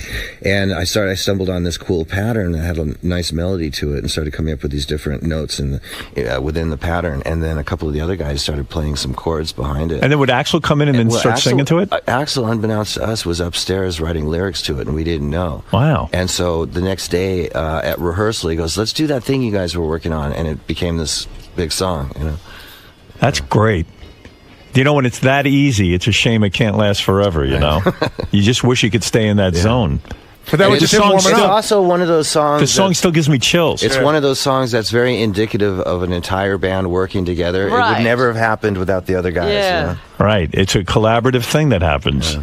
But you were this is your warm-up exercise. It's not a warm-up exercise. He said that. Well, that's what I read. What was it? It was just something that I made up that I was just thought was interesting. Practice, But I never would have probably made a song out of it. It was very private. They just happened to pick up on it. You know? And Axl walks downstairs and says, "Hey, listen to these lyrics I'm working on." He didn't know. He didn't say anything. It was the next day. If I remember correctly, he goes, "Hey, play that thing you guys were jamming in the living room yesterday." And so we started playing it, and he started singing something. So he was up there listening and writing. Wow. You know? Oh, that's just great. That's a cool story. Yeah. Now I got to tell you our story. So Shuli, our very own Shuli, used to live in Las Vegas, and he said he worked at one of those photo places, and he said he once developed a nude roll of film of Slash. He's out there if you want to talk to him about it. You got to be kidding me. Really? Yeah. Why would you do that on camera? You don't care. You're probably high as a kite. I don't believe this, but what was it, Shuli? You worked in a camera place. It was like a souvenir / liquor store that sold everything. If it wasn't nailed down, we'd sell it, and we developed film there too. And he came in and was trash. And at the time, I didn't even recognize Slash because he didn't have a hat on. His hair was flat and everything. And they dropped off a roll of film. It was you, and I don't know which one. Was it in L.A.? No, it was in Vegas. It was on Fremont Street. No, okay. There's actually some pictures in the book of she and I, but they weren't full on sex. No. There's some nudity, but there's no real penetration. There's a picture in the book. She's got her face where the sun don't shine. When I developed the film, that's when I realized it was Slash because there was a picture of him in the shower, and I saw this tattoo on his arm of himself. It says Slash with the hat. It's a tattoo. He was actually of a girl, but it has my name. Oh, it does. Okay, well, character. And he was nude, and he's just standing there in the shower. How was he hung? Was he have a big penis? Yeah, it was huge. I made double prints. I put it in the book we had for naked photos. We had a book underneath for nude pictures. You're very gracious. That was very nice of you. Well, Slash, it's a pleasure. It's yes, Artie. Can I ask him a couple of questions? Yeah, go ahead. What? How you doing, man? Artie. You guys were like a great sort of band in the tradition of classic, rock and roll. When you saw bands like Nirvana and Pearl Jam, that whole grunge thing coming on, did you feel like you guys were in trouble in any way? No.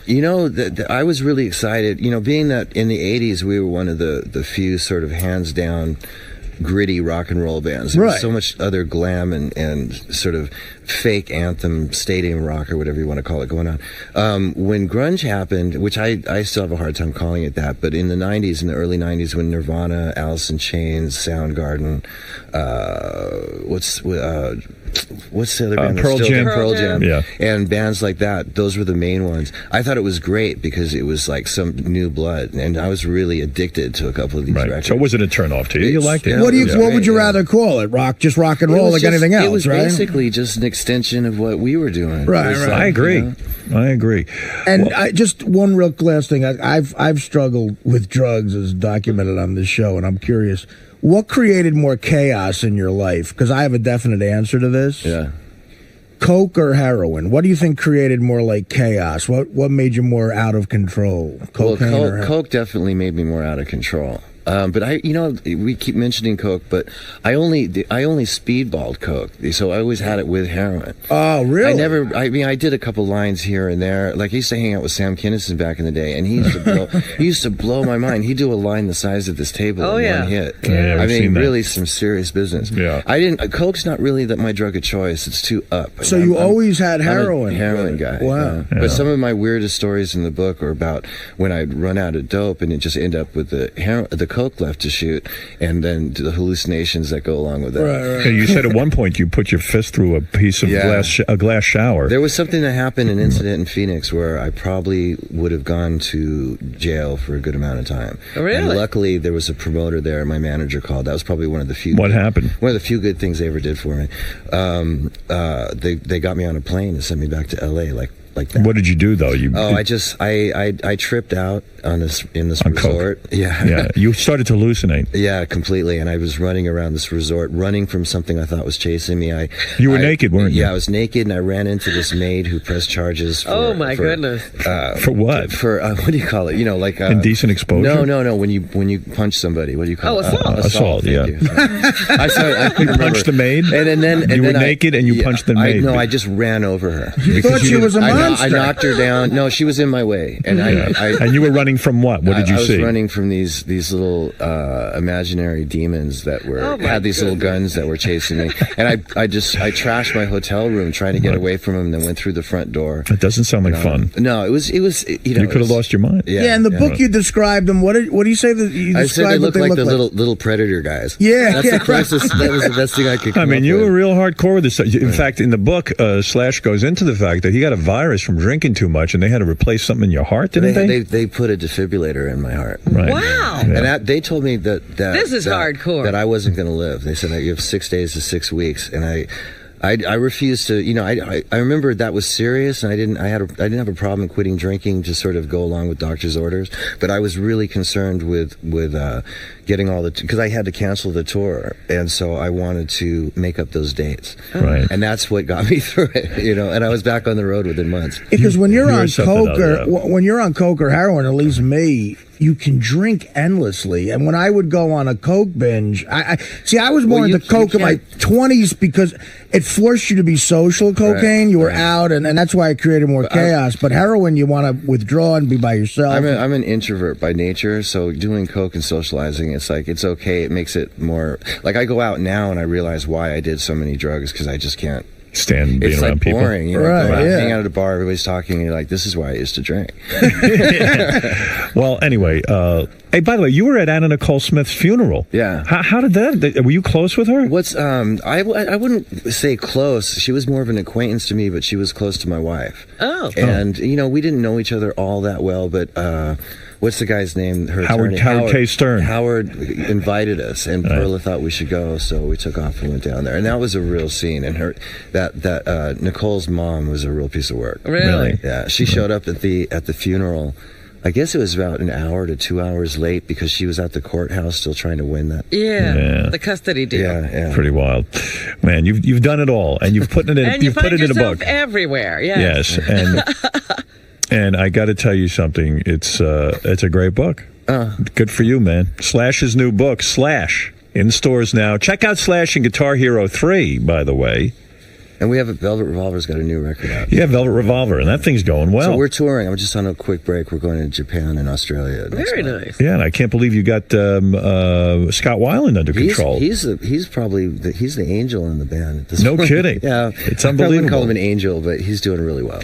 Well, it's great. It's always great to see you. I love when you come in here. I love to sit and talk to you about your life. Yeah. It's fascinating. All you guys, and I heard you were sick, so you might not be here, so I'm glad you're here. Oh, I'm here. I'm not sick. Don't believe She's sick. the rumors. She's the healthiest one in the room, Slash. All right. That's right. Thanks, Slash. All right, Good luck with the book. Thank you.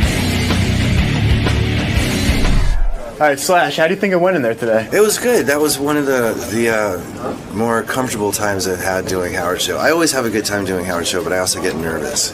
Why were you nervous? I don't really like talking all that much. Like doing face-to-face interviews because I'm sort of quiet, and I get thrown to the wolves sometimes. Howard's like that. The first time I ever did an interview with Howard was over the phone, and I didn't know who he was. This was years ago, and I called him from Hawaii at like 2 a.m, drunk off my ass, and didn't know who I was dealing with, and he just sort of wiped the floor up with it. Right? But luckily he was. I think that what broke the ice though was that he was cool enough to let me redo the show the next day. And so ever since then, we've had sort of a relationship. So I have a lot of respect for the guy. Now, was it weird talking about like your sex life and your childhood with drugs and everything? I was sort of expecting it, but you never know exactly how it's going to go. There was a couple of uncomfortable moments in there, especially the group sex stuff, because I hadn't really thought about that. I didn't have any good answers for it. But it's all good,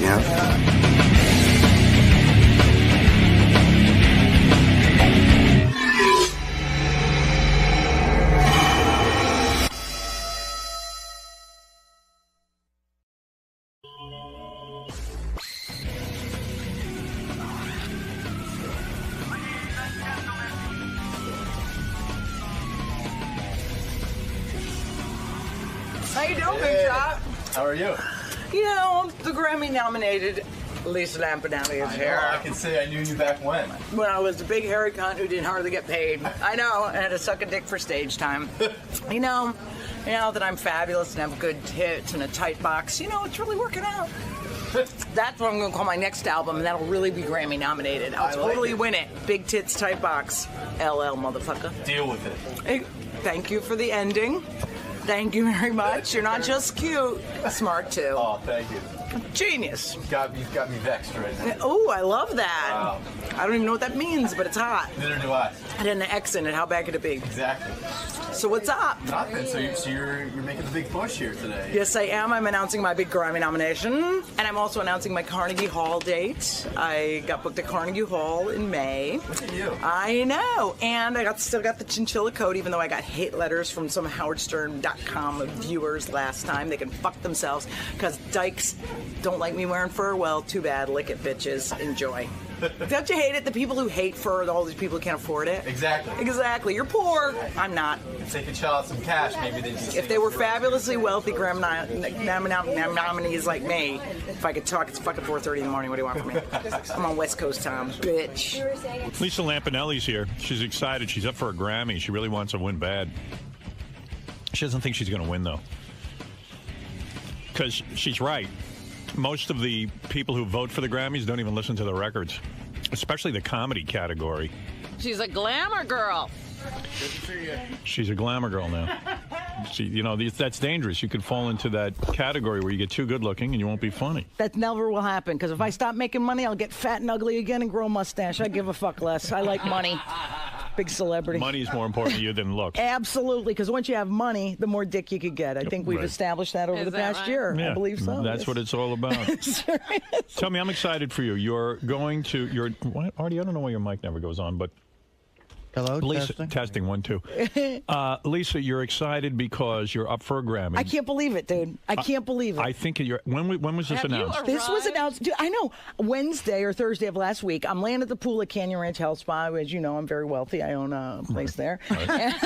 Do you own a place at the spa? Yeah, isn't that cool? You mean at Canyon Ranch you own a place? A house on the spa property. Wow. Yeah, I get my own room. It's a house, you whore.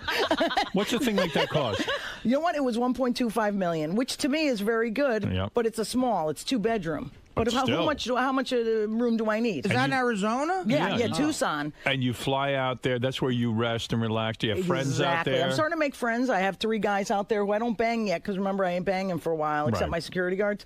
So I've got So I just date them and I have dates and we go out to dinner and I work out at the spa and I do the spiritual coaching. Because as you know, I'm very spiritual, Robin. So you're healthy and you're happy. Yeah, I can't believe it, dude. It's like the worst year of my life, but the best now, you know? Why was it the worst? What was the worst year and best year? Well, bad breakup, and then you go through it, and then you come out the other side, and you say, "Hey, my tits look good." I'm still Lisa Lampanelli. I'm Lisa motherfucking Grammy nominee Lampanelli, son. Oh, no, she bangs her security guard. Well, no, I have several on the road. I had one this weekend in New Orleans. That was pretty hot. What was funny is he got a leg cramp, like right during sex, and he goes, "Do you have a banana?" And I mean, when a big, huge black guy asks you for a banana, that almost begs for the jokes. You know what I mean? But you were saying you were able to get white guys now. Yeah, but you know what? There's something about the chocolate love. I still like it, man. Right. You've been enough to get it back. You know I can't. I keep getting sucked back in by that chocolate. And the guys told me you won't tell me a name, but you banged a celebrity football player. Oh my God! I wouldn't say a celebrity. He's not a starter, but he's not in the practice squad either. So I think that's pretty good. He's on an NFL team. He's on a very big NFL team, the Chicago Bears. Yes, I did. Bears. Oh, so it's one of the Isn't Bears. that cool? I actually banged my first pro athlete, and I was going to settle for a bowler. I actually got like a football Is this player. a married man or a single man? No. I won't go there. Hey. I'm a very moral person. And it's a black guy. Of course. So you're fucking Kevin Hester. No. It's I don't even know who that is, but I will tell you this. This guy tracked me down through the website, invites me to a game. I'm acting interested in this fucking game. I just want to bang the guy. Right. So he's like, when are you going to be in the area? I'll get you tickets. And I'm like, what area? And he goes, we're in Philly. So I was here for the Pat Cooper roast. I said, I'll be in Philly all weekend visiting friends. You think I have fucking friends in Philly? I wouldn't even give a shit. He's in the NFL. I'm like, even if he stands me up, it's a good story. I don't give a shit. You didn't want to seem like a loser, so you say, I have friends in Philly. Exactly. I go, I'm staying the whole weekend. When are you available? And like NFL guys only have like a 3-hour window break. Right. So I had to pick him up at the hotel at like 7, go to a different hotel that he paid for a change, and not just by the hour. Isn't that rich? And then like a Courtyard by Marriott was really classy. Wait a second. Let me understand something. Okay. It was so the hot. guy tracks you down on your website. Yes, he goes, I'm very attracted to you. I think you're a very nice person. He's you're very seen you funny. do your comedy. Yeah, and but all he's of very that. young. So I knew it couldn't be a relationship. How young? I can't say the exact age because you'll figure out who it is because some asshole But in looking up his on the 20s. website. Right. In his 20s. Wow. Which is weird because I'm 46 and in 20 years we'd look like driving Miss Daisy. So this is not going to work out. This is a young colored guy. This is no good. Right. So he's seen your act. He knows how funny you are. Yeah. He's attracted to your persona. He likes the way you look. And he goes, I like older white bitches. They my thing. Oh. Why couldn't you bet? What a romantic guy. Older Somebody white lays bitches. that line on you, you melt. You sure do. And when they leave their socks on too. Oh, was he a hardcore black guy? Like very nice. No, very nice Southern gentleman black guy, but with the nice, beautiful. Well, from Lisa's impression, I can narrow it down. Look at her. It was Amos and Andy she dated. So wait a second. You I drive down to Philly. Why do you have to go to a different hotel room than the one he's in? Because they're not allowed. Security is on the floor of every NFL team. Okay. And if you get a fine, if you bang some chick in your room. So you can't even bring girls upstairs. It's like being in college. You could get a fine, but since he's a rookie, he can't be affording no fines. Wait a minute. Okay, so you're giving away he's a rookie. I don't mean rookie. He's a new kind of guy. He's not like he's a billionaire yet, but he had a very nice blinged out watch, which was real diamonds. And he paid for the hotel. Exactly. And you know what? So he takes you to a hotel. In other words, there's no discussion like, let's go to dinner. Absolutely not. Do you say to him, look, you don't have to let's go, bitch. I swear to God, I don't care, Howard. If I'm dating a guy, I don't put out no more because that's a nice thing. You work up to it. You said to the guy, look, I'm not going to play games with you. I didn't even have to say it. He gets in the car.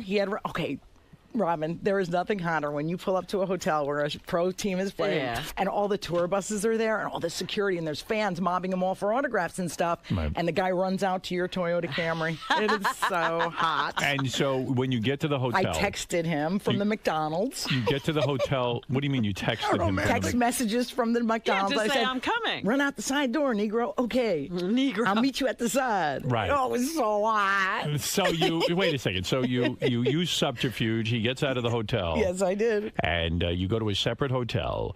He takes you to the room. Well, what happened was he gets in the car, and he's shy. He's cute. He's like, a Southern guy. Right. So he's like, it's so nice to meet you. You're so funny. And, you look really nice because I did my shit up like it was natural and everything. And he goes, this and that. And I go, well, I said, let's be honest. I said, I ain't never had no NFL player before. I think we got to do this thing. I said, it's a good story at the very least, right? And he goes, you won't be disappointed. And I'm like, okay. So we go and we go to this Courtyard by Marriott and he gets the room. It was really hot. He ran in and came back with a key. Yeah. And then went in the side door and No kidding. Yeah. You stripped down nude in front of him? No, they do that. They take your clothes off and shit. This is hot, thank Real God. black man or light-skinned black man? He's a rather mocha. I would say not iced tea light, not decaf, but he was more of a mocha latte. Oh. Yeah. And he bangs you immediately. Well, yeah, what was weird was, here's the thing. He was the black guy with the tattoos, I love that, which they couldn't see what they said because they should be in whiteout because they can't really show up. Right. But, so, I'm like, oh my God. See, my trainer at Canyon Ranch goes, dude, I'm supposed to be celibate. I'm not supposed to be banging. He goes, listen. You'll never see a body like an NFL player. You have to fuck that guy. So it's under strict orders from my trainer at Canyon Ranch to bang this guy. So how many times do you bang the guy before he leaves for, you only had 3 hours? Exactly. Just once, and then we chatted a bit. Does he hold out a long time, or does he explode immediately? It's a good session. No, I'm not that good. Trust me, I stink. So I was like, whatever. You blew him, you did everything. No, I didn't do none of that. Nothing. No, just straight. What am I going to get out of that? I can't stand it no more. Straight fucking, huh? Yeah, but, not straight. Here's the problem, Howard. I hope he doesn't know I'm talking about him today. Dude, okay. You know how regular penises, I think, are supposed to curve like this, like nice up. Right. His shit, I'm not lying. I've seen a slight curve. I've seen a little. This was like a fucking palm tree with 2 coconuts underneath it. I was like, what's going on with that dick? But I didn't say anything because I said, well, maybe that's. You mean it bent all the way up? All the way. Oh my God, like over. So there's no way it could feel good. You try it from every position, they break your spleen. Then they rupture your pancreas. Then your coccyx is pulled out. I'm like, what the fuck is going on with this? It was a dreaded inverted Cheeto dick syndrome, and I really don't feel it's appropriate. Was it painful? Yeah. Wow. It was painful after. But then he texted me and said he had fun, so I was like, can't wait to do it again. You will do it again with him? Nah, probably not after because he exists. He hates me now. But the bent dick thing is just a turn off. It's kind of creepy. Yeah. Wow. Maybe I just pipe him or something. I don't know. That's a shame. I mean, I feel bad for the guy. But he must get laid a lot, dude. I mean, he's an NFL guy. He's really super hot. That's probably why it's bent. Yeah. He probably broke it from all the action. You're probably right. So how long does the session last? Very brief. I would say maybe 45 minutes. That's pretty good. Brief. That's good, yeah. That's pretty good, right? I mean, he banged you for a solid 45 minutes. These blacks, they can go. And then I couldn't last 5 minutes. 45 you could with minutes. Me. Let me tell you right now. And you know what? Howard, the best thing was, because I had said to him, it was going to be my first NFL player. While they're banging it, I bet every pro athlete does this. He goes like this, is this your first NFL dick? Is it? No. And I'm like, is this your first comedian Grammy-nominated pussy? Oh, you two are charming together. What a couple. Oh, my goodness. I would say the romance was flying that night. I wish you would have recorded it. After he finishes, how much time? After he finishes, I wanted to tape it. After he finishes, how much time do you actually spend together? Like that 2 was minutes? like fun because I knew he had the deadline. They had the team meeting at 10, so we had a split. I had to drive him back, and he was like, "Oh, we have to do this again. What's your schedule?" Because I'm always figuring I'm not good enough to really squeeze into your schedule. So I'm like, "Oh, okay, I'll let you know." And then we kind of text back a few weeks, but it's weird. Yeah, like not weird. Like, but I'm like, what do we really have in common? What do we have to say to each other? Right. But I'm going to Chicago in January, so maybe, hey, who knows? Yeah. Well, we go to the game. Keep your options open. Oh, that's the thing too. He goes, "Oh, I almost forgot. Here are your tickets for the game tomorrow." Oh. And I know that I'm not really in Philly, that I lied and I said I was going to be there. I'm driving back to Connecticut to see my family, which is weird to face them after, you fucking an NFL guy in a hotel room, but whatever, we'll see past that. So I took the tickets. I still have them at my house. But the thing is that it was a big win for them that next day. And he goes, how'd you like the game? And I go, oh, it was good. How'd you like the big win? Oh, that was a great save someone on your team made at some point. Maybe your vagina helped him to play. You know what? I feel it did. Yeah. It's magic. Did he get any? The whole did he get team any, should keep you around. Did he get on the field at all? Or is no, he of course not. He's a real He's scrub. injured. He has an ankle. Oh, my God. Oh, you keep on. We'll get the name. Oh, my God. Well, you know what's funny, man? He's a good kid. And I never wanted to say his name, of course, because he probably has a girlfriend because he's black. Right. And that's what they do. All right. So I you didn't never know that. Robin. All right. Well, listen, now you're nominated for a Grammy. I can't believe this. Is very this. exciting. He'll be calling now. He'll be calling you would again. think. Now, I remember when Sam Kinison was up for his Grammy. I went to the Grammys with him. Right. And he was really nervous. He wanted it bad. He really wanted the Grammy. He felt that he deserved this kind of accolade. Right. And it would have given him some credibility. And he had everything, the speech prepared, the whole deal. Oh, boy. And if I remember correctly, he lost to, this was insane, PDQ Bach. Yeah, right. Which is a musical group that is not funny, nor are they good musicians. Right. So it's like insane. And Sam was out of his mind over it. Really? And his theory, and I know you have the same theory, is that the people who vote for the Grammys, particularly in the comedy category, probably never even hear the album. They go with the biggest names that they can find. Exactly, because the names on this list is pretty good. Who are you up against? What is the other? It's pretty good, actually. I wouldn't mind losing to any of them except one. Okay, George Lopez, very good. He's a good guy. Funny spick. Funny guy. We've got this Stephen Wright. Funny Jew. Been around a long time. That's the thing. I think he's going to take it because it's the Jew sympathy. Longevity, You've been around a while. You're going to die. You are mad about you. Whatever. Harry Shearer. Oh, another which good I guy. love him, and I'm a huge fan. But those fucking Flight of the Conchords. Let me tell you What is something. Flight of the Conchords? These two freaks from Australia who had a show on HBO on Sunday night, and they're hip and cool. And there's nothing I like less than hip and cool. Right. So if I lose to those, I'd rather see Dirty Spick Lopez win. I got to be honest with you. You know what I mean? I can't. You don't take get this. any problems with all the language you use about black people What am I gonna and do? Spanish people? These blacks, they enjoy me. The chinks love. Everyone enjoys it. Everybody loves Lisa Lampanelli. You know what's funny? I'm doing this animated pilot for Comedy Central, and the best line out of it, because the Asians are very uptight, you know. Right. The guy said, I say to the driver, make like the father of a Chinese daughter and step on it. Wow. And they're allowing I'll that? tell you, sure. This is why comedy, well, it's a pilot, too. I see. You know what I mean? So maybe it'll never make the air. That's right. So we'll see. Yeah. So this is a big deal. Now, who votes on the Grammys? Who are the people who I'm vote? assuming it's just like the Academy of whatever recording engine. You have no idea who's voting. Is there any way you can or lobby? how to get to them? Is there any way you can lobby them, I get them can't to be listen to your bothered with it. record? You know what? The thing is, Gary was telling me in the back, because he's very knowledgeable, he knows everything. He said that Warner Brothers, which is my record label, will all vote for Warner Brothers Records. Right. So, they'll all vote for us, even though they never heard of me. It doesn't matter. Right. But, I mean, I'm the only chick. You'd think that they'd go, throw the cunt a fucking bone. Right. She's 46. She ain't getting any younger. Right. Let's move it or it's lose time it. to give If her I a- said I'd cancer, I would get that goddamn award, because Well, the say minute it you then. have the cancer, Well, especially say it tit then. cancer these days, you're I mean, a freaking celebrity. How did the Gene Simmons roast go? Oh, my God, dude. You were on that dais. It was the best. Did you roast the Gene Simmons? Why did you roast? I'll tell you why. Okay, I'm at Canyon Ranch, and Shannon Tweed rescued me from a desperately lonely dinner one night. Shannon Tweed is the wife of Gene. the Conjugal- concubine. Yes. Right.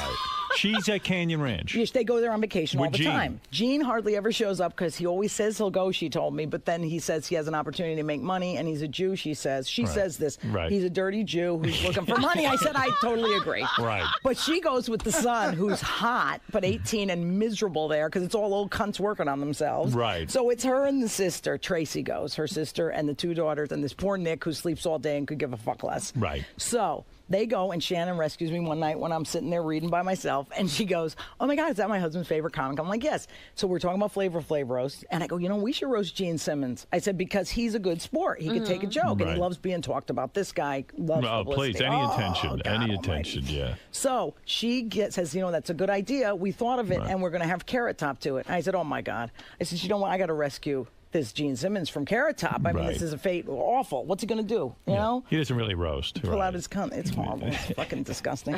So we You end don't up, like Carrot Top? as a friend, yes, but he That's not he your ain't a type. roaster. You know what I'm saying? Right. He has these props. He pulls them out. He gave me a big black penis as a prop. I said, that's a dildo. Put it in my suitcase. What a fucking jerk off. So anyway, these fucking people. Right. Nobody does roast right no more. Right. So we go to do the roast. They call me, and this fucking Jew, Simmons, goes, okay, it's not paid. How the fuck do I get talked into a non-paid roast on a week off? And he goes, my manager had a fit. She goes, you're not doing it. And I go, listen, you fucking whore, I'm doing it because they said Donald Trump was going to be there, who I love, Steven Tyler from Aerosmith, and Cher, to meet Cher. I'm a big fag hag. I would love that. Right. Well, by the end of the freaking month, it ends up none of them are showing up. We got Puck, Downtown Julie Brown, and Corey Feldman. No. This is a budget. See Thomas Howell, okay? Oh, my God. This must have been the worst roast ever. You know what was funny? It was he was there. I did a joke about them. I said, he's out of business so long he had to change his name to Nobody Sees Thomas Howell. But the roast itself, I never thought I'd say, hey, I owe Comedy Central a big apology. This A&E is the most disorganized cocksuckers. Because what it is it's not going to be on that Family Jewels he does. Right, or right. as we call it in the industry, the Osbournes without the talented father. Right. So we're going to do the roast. It's free. My manager goes, you're not doing it. I said, hey, let them fly. They end up flying me in, which is nice. Right. They end up giving me the nice hotel. Boom. So we do it. Right. This roast started an hour and a half late. You're sitting there sweating to death because it's a rock club, which is the worst audience Terrible. for any type of Right, comedy. yeah. The Key Club, it's like this hip, cool metal. And like Scott Ian from Anthrax is there, the guy from Quiet Riot with the dead lead singer, all this shit. Wow. Oh my God. And then the loser Deus comes in, and then it's like Fat Ralphie Willie May, that fat guy who looks like he swallowed the Wu-Tang Clan, a 400-pound wigger. What is that all about? And, it was horrible. So Dirty Jew, Jeff Ross is the host, who I love. He was really funny. And then it just kept getting downhill and downhill. And poor Gene, this is him. He comes in with those big kiss boots. Up to his thighs. Up to his thighs. 900 years old.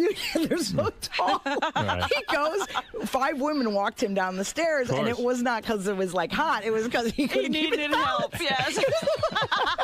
You mean these women couldn't keep their hands off him? Yeah, and they were acting like all sexy with him, and he's like, oh my God, Yeah. So he's walking down the big, they have those light ups, eyes, the demons on the feet and everything, so he's coming down. He gets on stage and he goes to do a tongue move where he goes to lean over, he falls. He fell down right He there. fell over and they had to retake the whole thing. It was like the funniest thing ever. That's what they should leave in. What are you, crazy?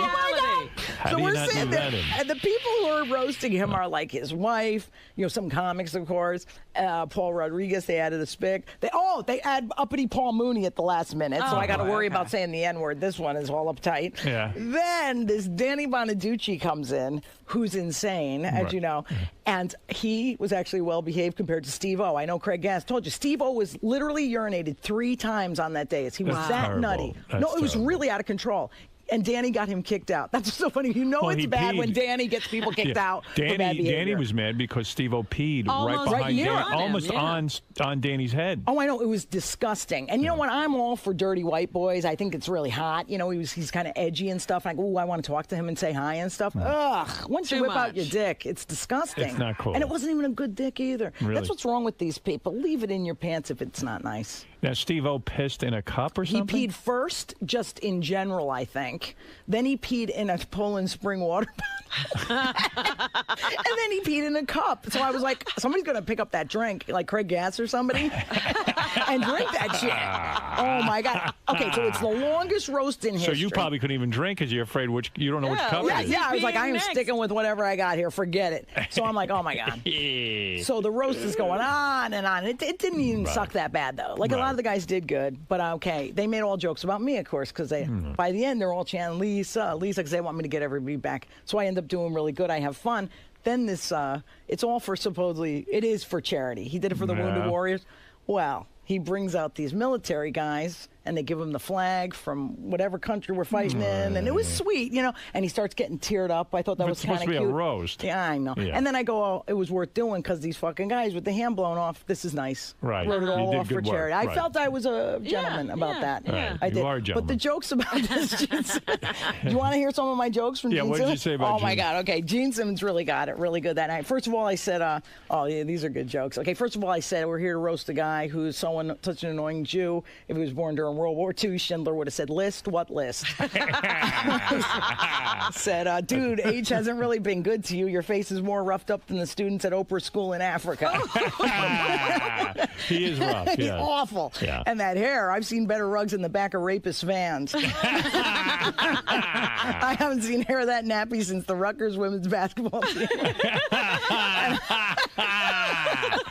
And how did you come up with that hairstyle, genius? Did you catch Planet of the Apes on cable and go, that's a look? And Gene, stop with the facelifts. When it comes to plastic surgery, compared to you, Kanye's mom turned out better. Oh, my goodness. I know. Come on, that's a good joke. That's a good Shut up. joke, yeah. Wow. And then what did I say else about him? Oh, yeah, I go, Danny Bonaducci. Oh, my God, I got him pretty good. I go, Danny Bonaducci, sir, what a rageful, angry mess. I go, you beat up Donny Osmond and Greg Brady. Wow, you've beaten more queers than AIDS. That got an applause break because everybody hates him. And then I said the joke about C. Thomas Howell. Then I said that Gene Simmons is a huge star. And, of course, Chris Angel sent a tape. You know you're big when that happens. He can't even show up. I go, Chris Angel. Chris Angel's looking for publicity anywhere he can get it. Exactly. Right. And it was unfunny. He knows not to do this show. Danny Bonaducci, what a great guy to have at a roast. Oh, he is good for fodder. Right. I said, Chris Angel's so irritating. When I watch his show, I always root for the wood chipper. And then I said, Craig Gass. I really got Craig Gass good. I said, surprised to see Craig Gass here tonight. I guess that means Frank Caliendo said no. I love Craig. He's been a great impersonator. I think he should do his Owen Wilson impression and kill himself. And then I said, Gene has, of course, killed music. I go, Jesus, the Jews killed Christ, music too. And then, of course, the This big. is good. I know, isn't it funny? Yeah, so you really went And he off on actually him. didn't get mad. This is what I like. He was really Of laughing. course, with he me. should have fun. Sense of humor about himself. That's the thing. I said they used to be Probably called couldn't hear anything. He is looking elderly. I can't tell yet. Is that a wig or is it? I don't know. I think it might be hair, but I'm not sure. There's some sort of weave or maybe something's it's going hair and weave. I don't know. I don't Whatever know. it is, no good. Looks a little brindle-flyish. I had a nice little ending on it too, which What'd you I say? love my sincere ending. I said, right now I like to be sincere and say, what do you call a man who's a true rock and roll icon? What do you call a man whose songs will live forever in the hearts of millions? You call that man John Lennon. But he's dead, so all we have is this untalented windbag. So nice tongue, Gene. Thank you. Good night. That's good. He loved that. Yeah, and he now- stood up, he hugged me and said, nice tits. That's what's hilarious about Gene Simmons. He reeks of sexuality. I don't care how ugly he is. Really? You think he reeks of sexuality? Did you meet him? Of course I've met him. No, but he has a way of making you Does feel he like turn you're the you only- on? No, like I wouldn't. No, not for me. But I mean, I can see why 5,000 women banged him. Right. You know. Right. Yeah. There's Sadly, something there. 4,900 look like Carrot Top. You think Carrot Top might have ended up there by accident? What? So do you hear from a Carrot Top when you make fun of him like this? Well, no, he likes me because I'm He does. kind of friendly with him Right, through right. Larry the Cable Guy, and so he's like, "Oh, that was great, thank you." I said, "Oh, you were really funny." He let me keep the black dildo. I thought that was nice. That was nice. That's a of team him. player. Yeah, that's a good guy. Now, so you didn't get paid for the roast, and then I guess Gene told you, look, it's for charity. But then didn't Yeah, he, it was now, just now nice. isn't he selling it on DVD? Yeah, but that all goes to charity. It does. Yeah, and I can't say I All doubt right. him. Okay, You know, because okay. I think he's a money grubbing heeb, but I'll tell you something, not a dishonest money grubbing heeb. All right. There's a big difference, All as right. you know. He's very honest. Very honest But nevertheless, you will call him a heeb. Absolutely. Lisa, you are delightful. I want to tell people about what's going on with you. Not Unfortunately, only the people don't get to vote. Yeah, if I did, I think I'd be a clear. Although Lopez, he's hot. Well, but all He's the a funny Mexicans guy. are illegal aliens, so they can't vote. So You I might- think I would be a winner. I hope you win. I'm a fan of your comedy albums, Thanks, and it would be man. nice to see you honored like this. You're Do right. they present this award No, this will on be TV? with. No, I think this will be the loser, but we'll get to go. I'll take my Uh-huh. parents, before they die or something. They present this one before the actual Grammys. They That's weird because you'd want to hear a comedy guy's you acceptance would think speech. so. That's true. You would think so, but they don't. That's one of those they keep off of TV. It's in between best polka album and best Zydeco album. It's Right, really, right. really a hot category. I'll right never there. forget sitting there with Sam, and they didn't give it to him. I know. They killed him. Just Still, killed though, him. a Grammy is such a big deal to a comic I know. because that's what Richard Pryor won one, Right. George Carlin, like Right. that was We're- their biggest We're thing. at the pre-ceremony, and Sam turns to me and he goes, "I don't give a shit. I'm going up on stage now, and I'm going to say fuck PDQ Bucket." I said, "Sam." That'd be hilarious. Yeah, though. but Sam was on the balls of his ass. He was already being sued by a movie studio. Oh. He had just walked off the set of a movie. They had already invested $5 million. Took or something like okay. that. Yeah, okay. he took. And I said to him, Sam, look, man, you got to use your common sense here. You're trying to get back in with Hollywood, and you go up there and you start trashing the Grammys and everything. I Right, said, you're going to be fucked. I said, you didn't win. Be a little gracious. So his manager at the time turned to me and said, thank God he listens to you, because he said he would have been up there doing it. Yeah, because he actually got to be a presenter in the televised. And they would have taken him off of that. Yeah. Totally. Well, I heard, didn't Kathy Griffin get in trouble because she when the Emmy, she didn't win the Emmy. She acted angry, but she was joking around, Right. Right. and she had to make a call for make an apology. That's I'm so going to start silly. bawling uncontrollably. Right. I'm going to just Well, I'm cry. pulling for you. This woman is funny. You need to see her. What Thank size you. is Oh, he? and If of she wins course- the Grammy, she'll probably retire. So Right. this is it. Well, This big announcement, which I have not announced yet, but I Yes. wanted to wait till your show to do it. I got booked. I'm doing Carnegie Hall Oh, wow. on May 17th. I know. Yes. Tickets go on sale March 28th. So I just wanted everybody to know and tell you first. Well- There's no way I'd be doing Carnegie Hall if it wasn't for you. Well, and isn't you that know great? No, I love that. And I Insult was Comic. about to ask her what .com, thank size you. is the arena she gets to play in now. She's getting Oh, so now big. it's 2,000 and up. Yeah. Like Carnegie Hall's 2,800. Yeah. Which is pretty cool. It's really good, and you're up and coming, and to be nominated for a Grammy is a great honor. InsultComic.com is where you can check out tour dates and things like that. Thanks, man. Lisa Lampanelli, so great seeing you. Lisa, you kill. I love you. And That's your official website, Lisa? Yeah, Insult Comic? Yeah, because nobody could ever spell Lampanelli. Right. because they're- InsultComic.com is Yeah. a better website for you. Exactly. Lampanelli. I tried to buy Enter Love and Fag Hag, but they wouldn't give it to me. Maybe you should have put Not Lisa wrong. Lamp. You're probably right. Some maybe. retarded lamp cunt in Virginia probably has that. I'll get all pissed. I did try once by Lamp Lover. Cunt might have been a good website for you? Lamp Cunt? Guess what was never taken, and I should buy it? Cunt of Comedy was never taken. Well, what are you doing? I know, honestly, I know, what am I doing with my life? This is terrible. Rita Rudner didn't buy that up? No. No, she's You know who originally owned it was Lucille Ball, but there was no internet. Well, there it is, and we certainly hope whoever is on the Chicago Cubs, I hope your ankle... No, not the Cubs. I mean, the Bears. Chicago Bears. The Bears. When it's funny. Lisa's out in the hall, and she says, I banged one of the Bears. I thought she literally made it with a bear. I thought, wow, she's gone now to Bears. Even worse than white guys. Yeah, she's gone animal. She can't get white guys. She can't get black guys. She can't get Hispanic guys. She's with the Bears. She's with an actual bear. I said, was he very hairy? And she goes, no, a guy on a football team. Ah, there you go. Yeah, I'm sorry. I didn't mean to insult you. You've never offended me.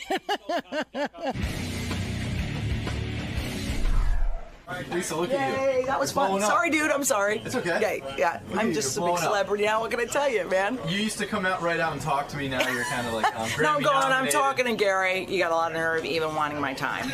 You know what this is going to cost you, bitch? No, you're a movie star. You're doing Carnegie Hall. You're Grammy nominated. I know I'm in trouble with an NFL player, probably. That's right. You're banging pro football. I banged only one, but you know what? Probably never again because probably mad that I said he had a weird dick. But you know what? Too bad because you all have weird dicks when it comes down to it. Just get vaginas, guys. We'd be more comfortable with our own. So what's next? Are you going to go to professional baseball? Or? Fuck a bowler, maybe maybe a fencer, maybe maybe a mime. I just feel bad because they all have girlfriends, Really? Well, he's not married. He's only 22. I wouldn't fuck a married guy, but I just always feel like weird that I'm going to get a text from him going, bitch, why are you talking shit? I said, what am I going to do? What else I got to talk about? I get laid like once every 3 months. What else am I going to go on Howard and talk about? Will always says, what about the love life? That's all, So, hey, I did the best I could. Well, please don't bang any of the New York football giants. They're tired enough. They don't need to be up all night. Thank you for at least those extra 45 minutes it takes. They can all go squeeze one off in the truck. Thank you, dude. You rock. Thank you.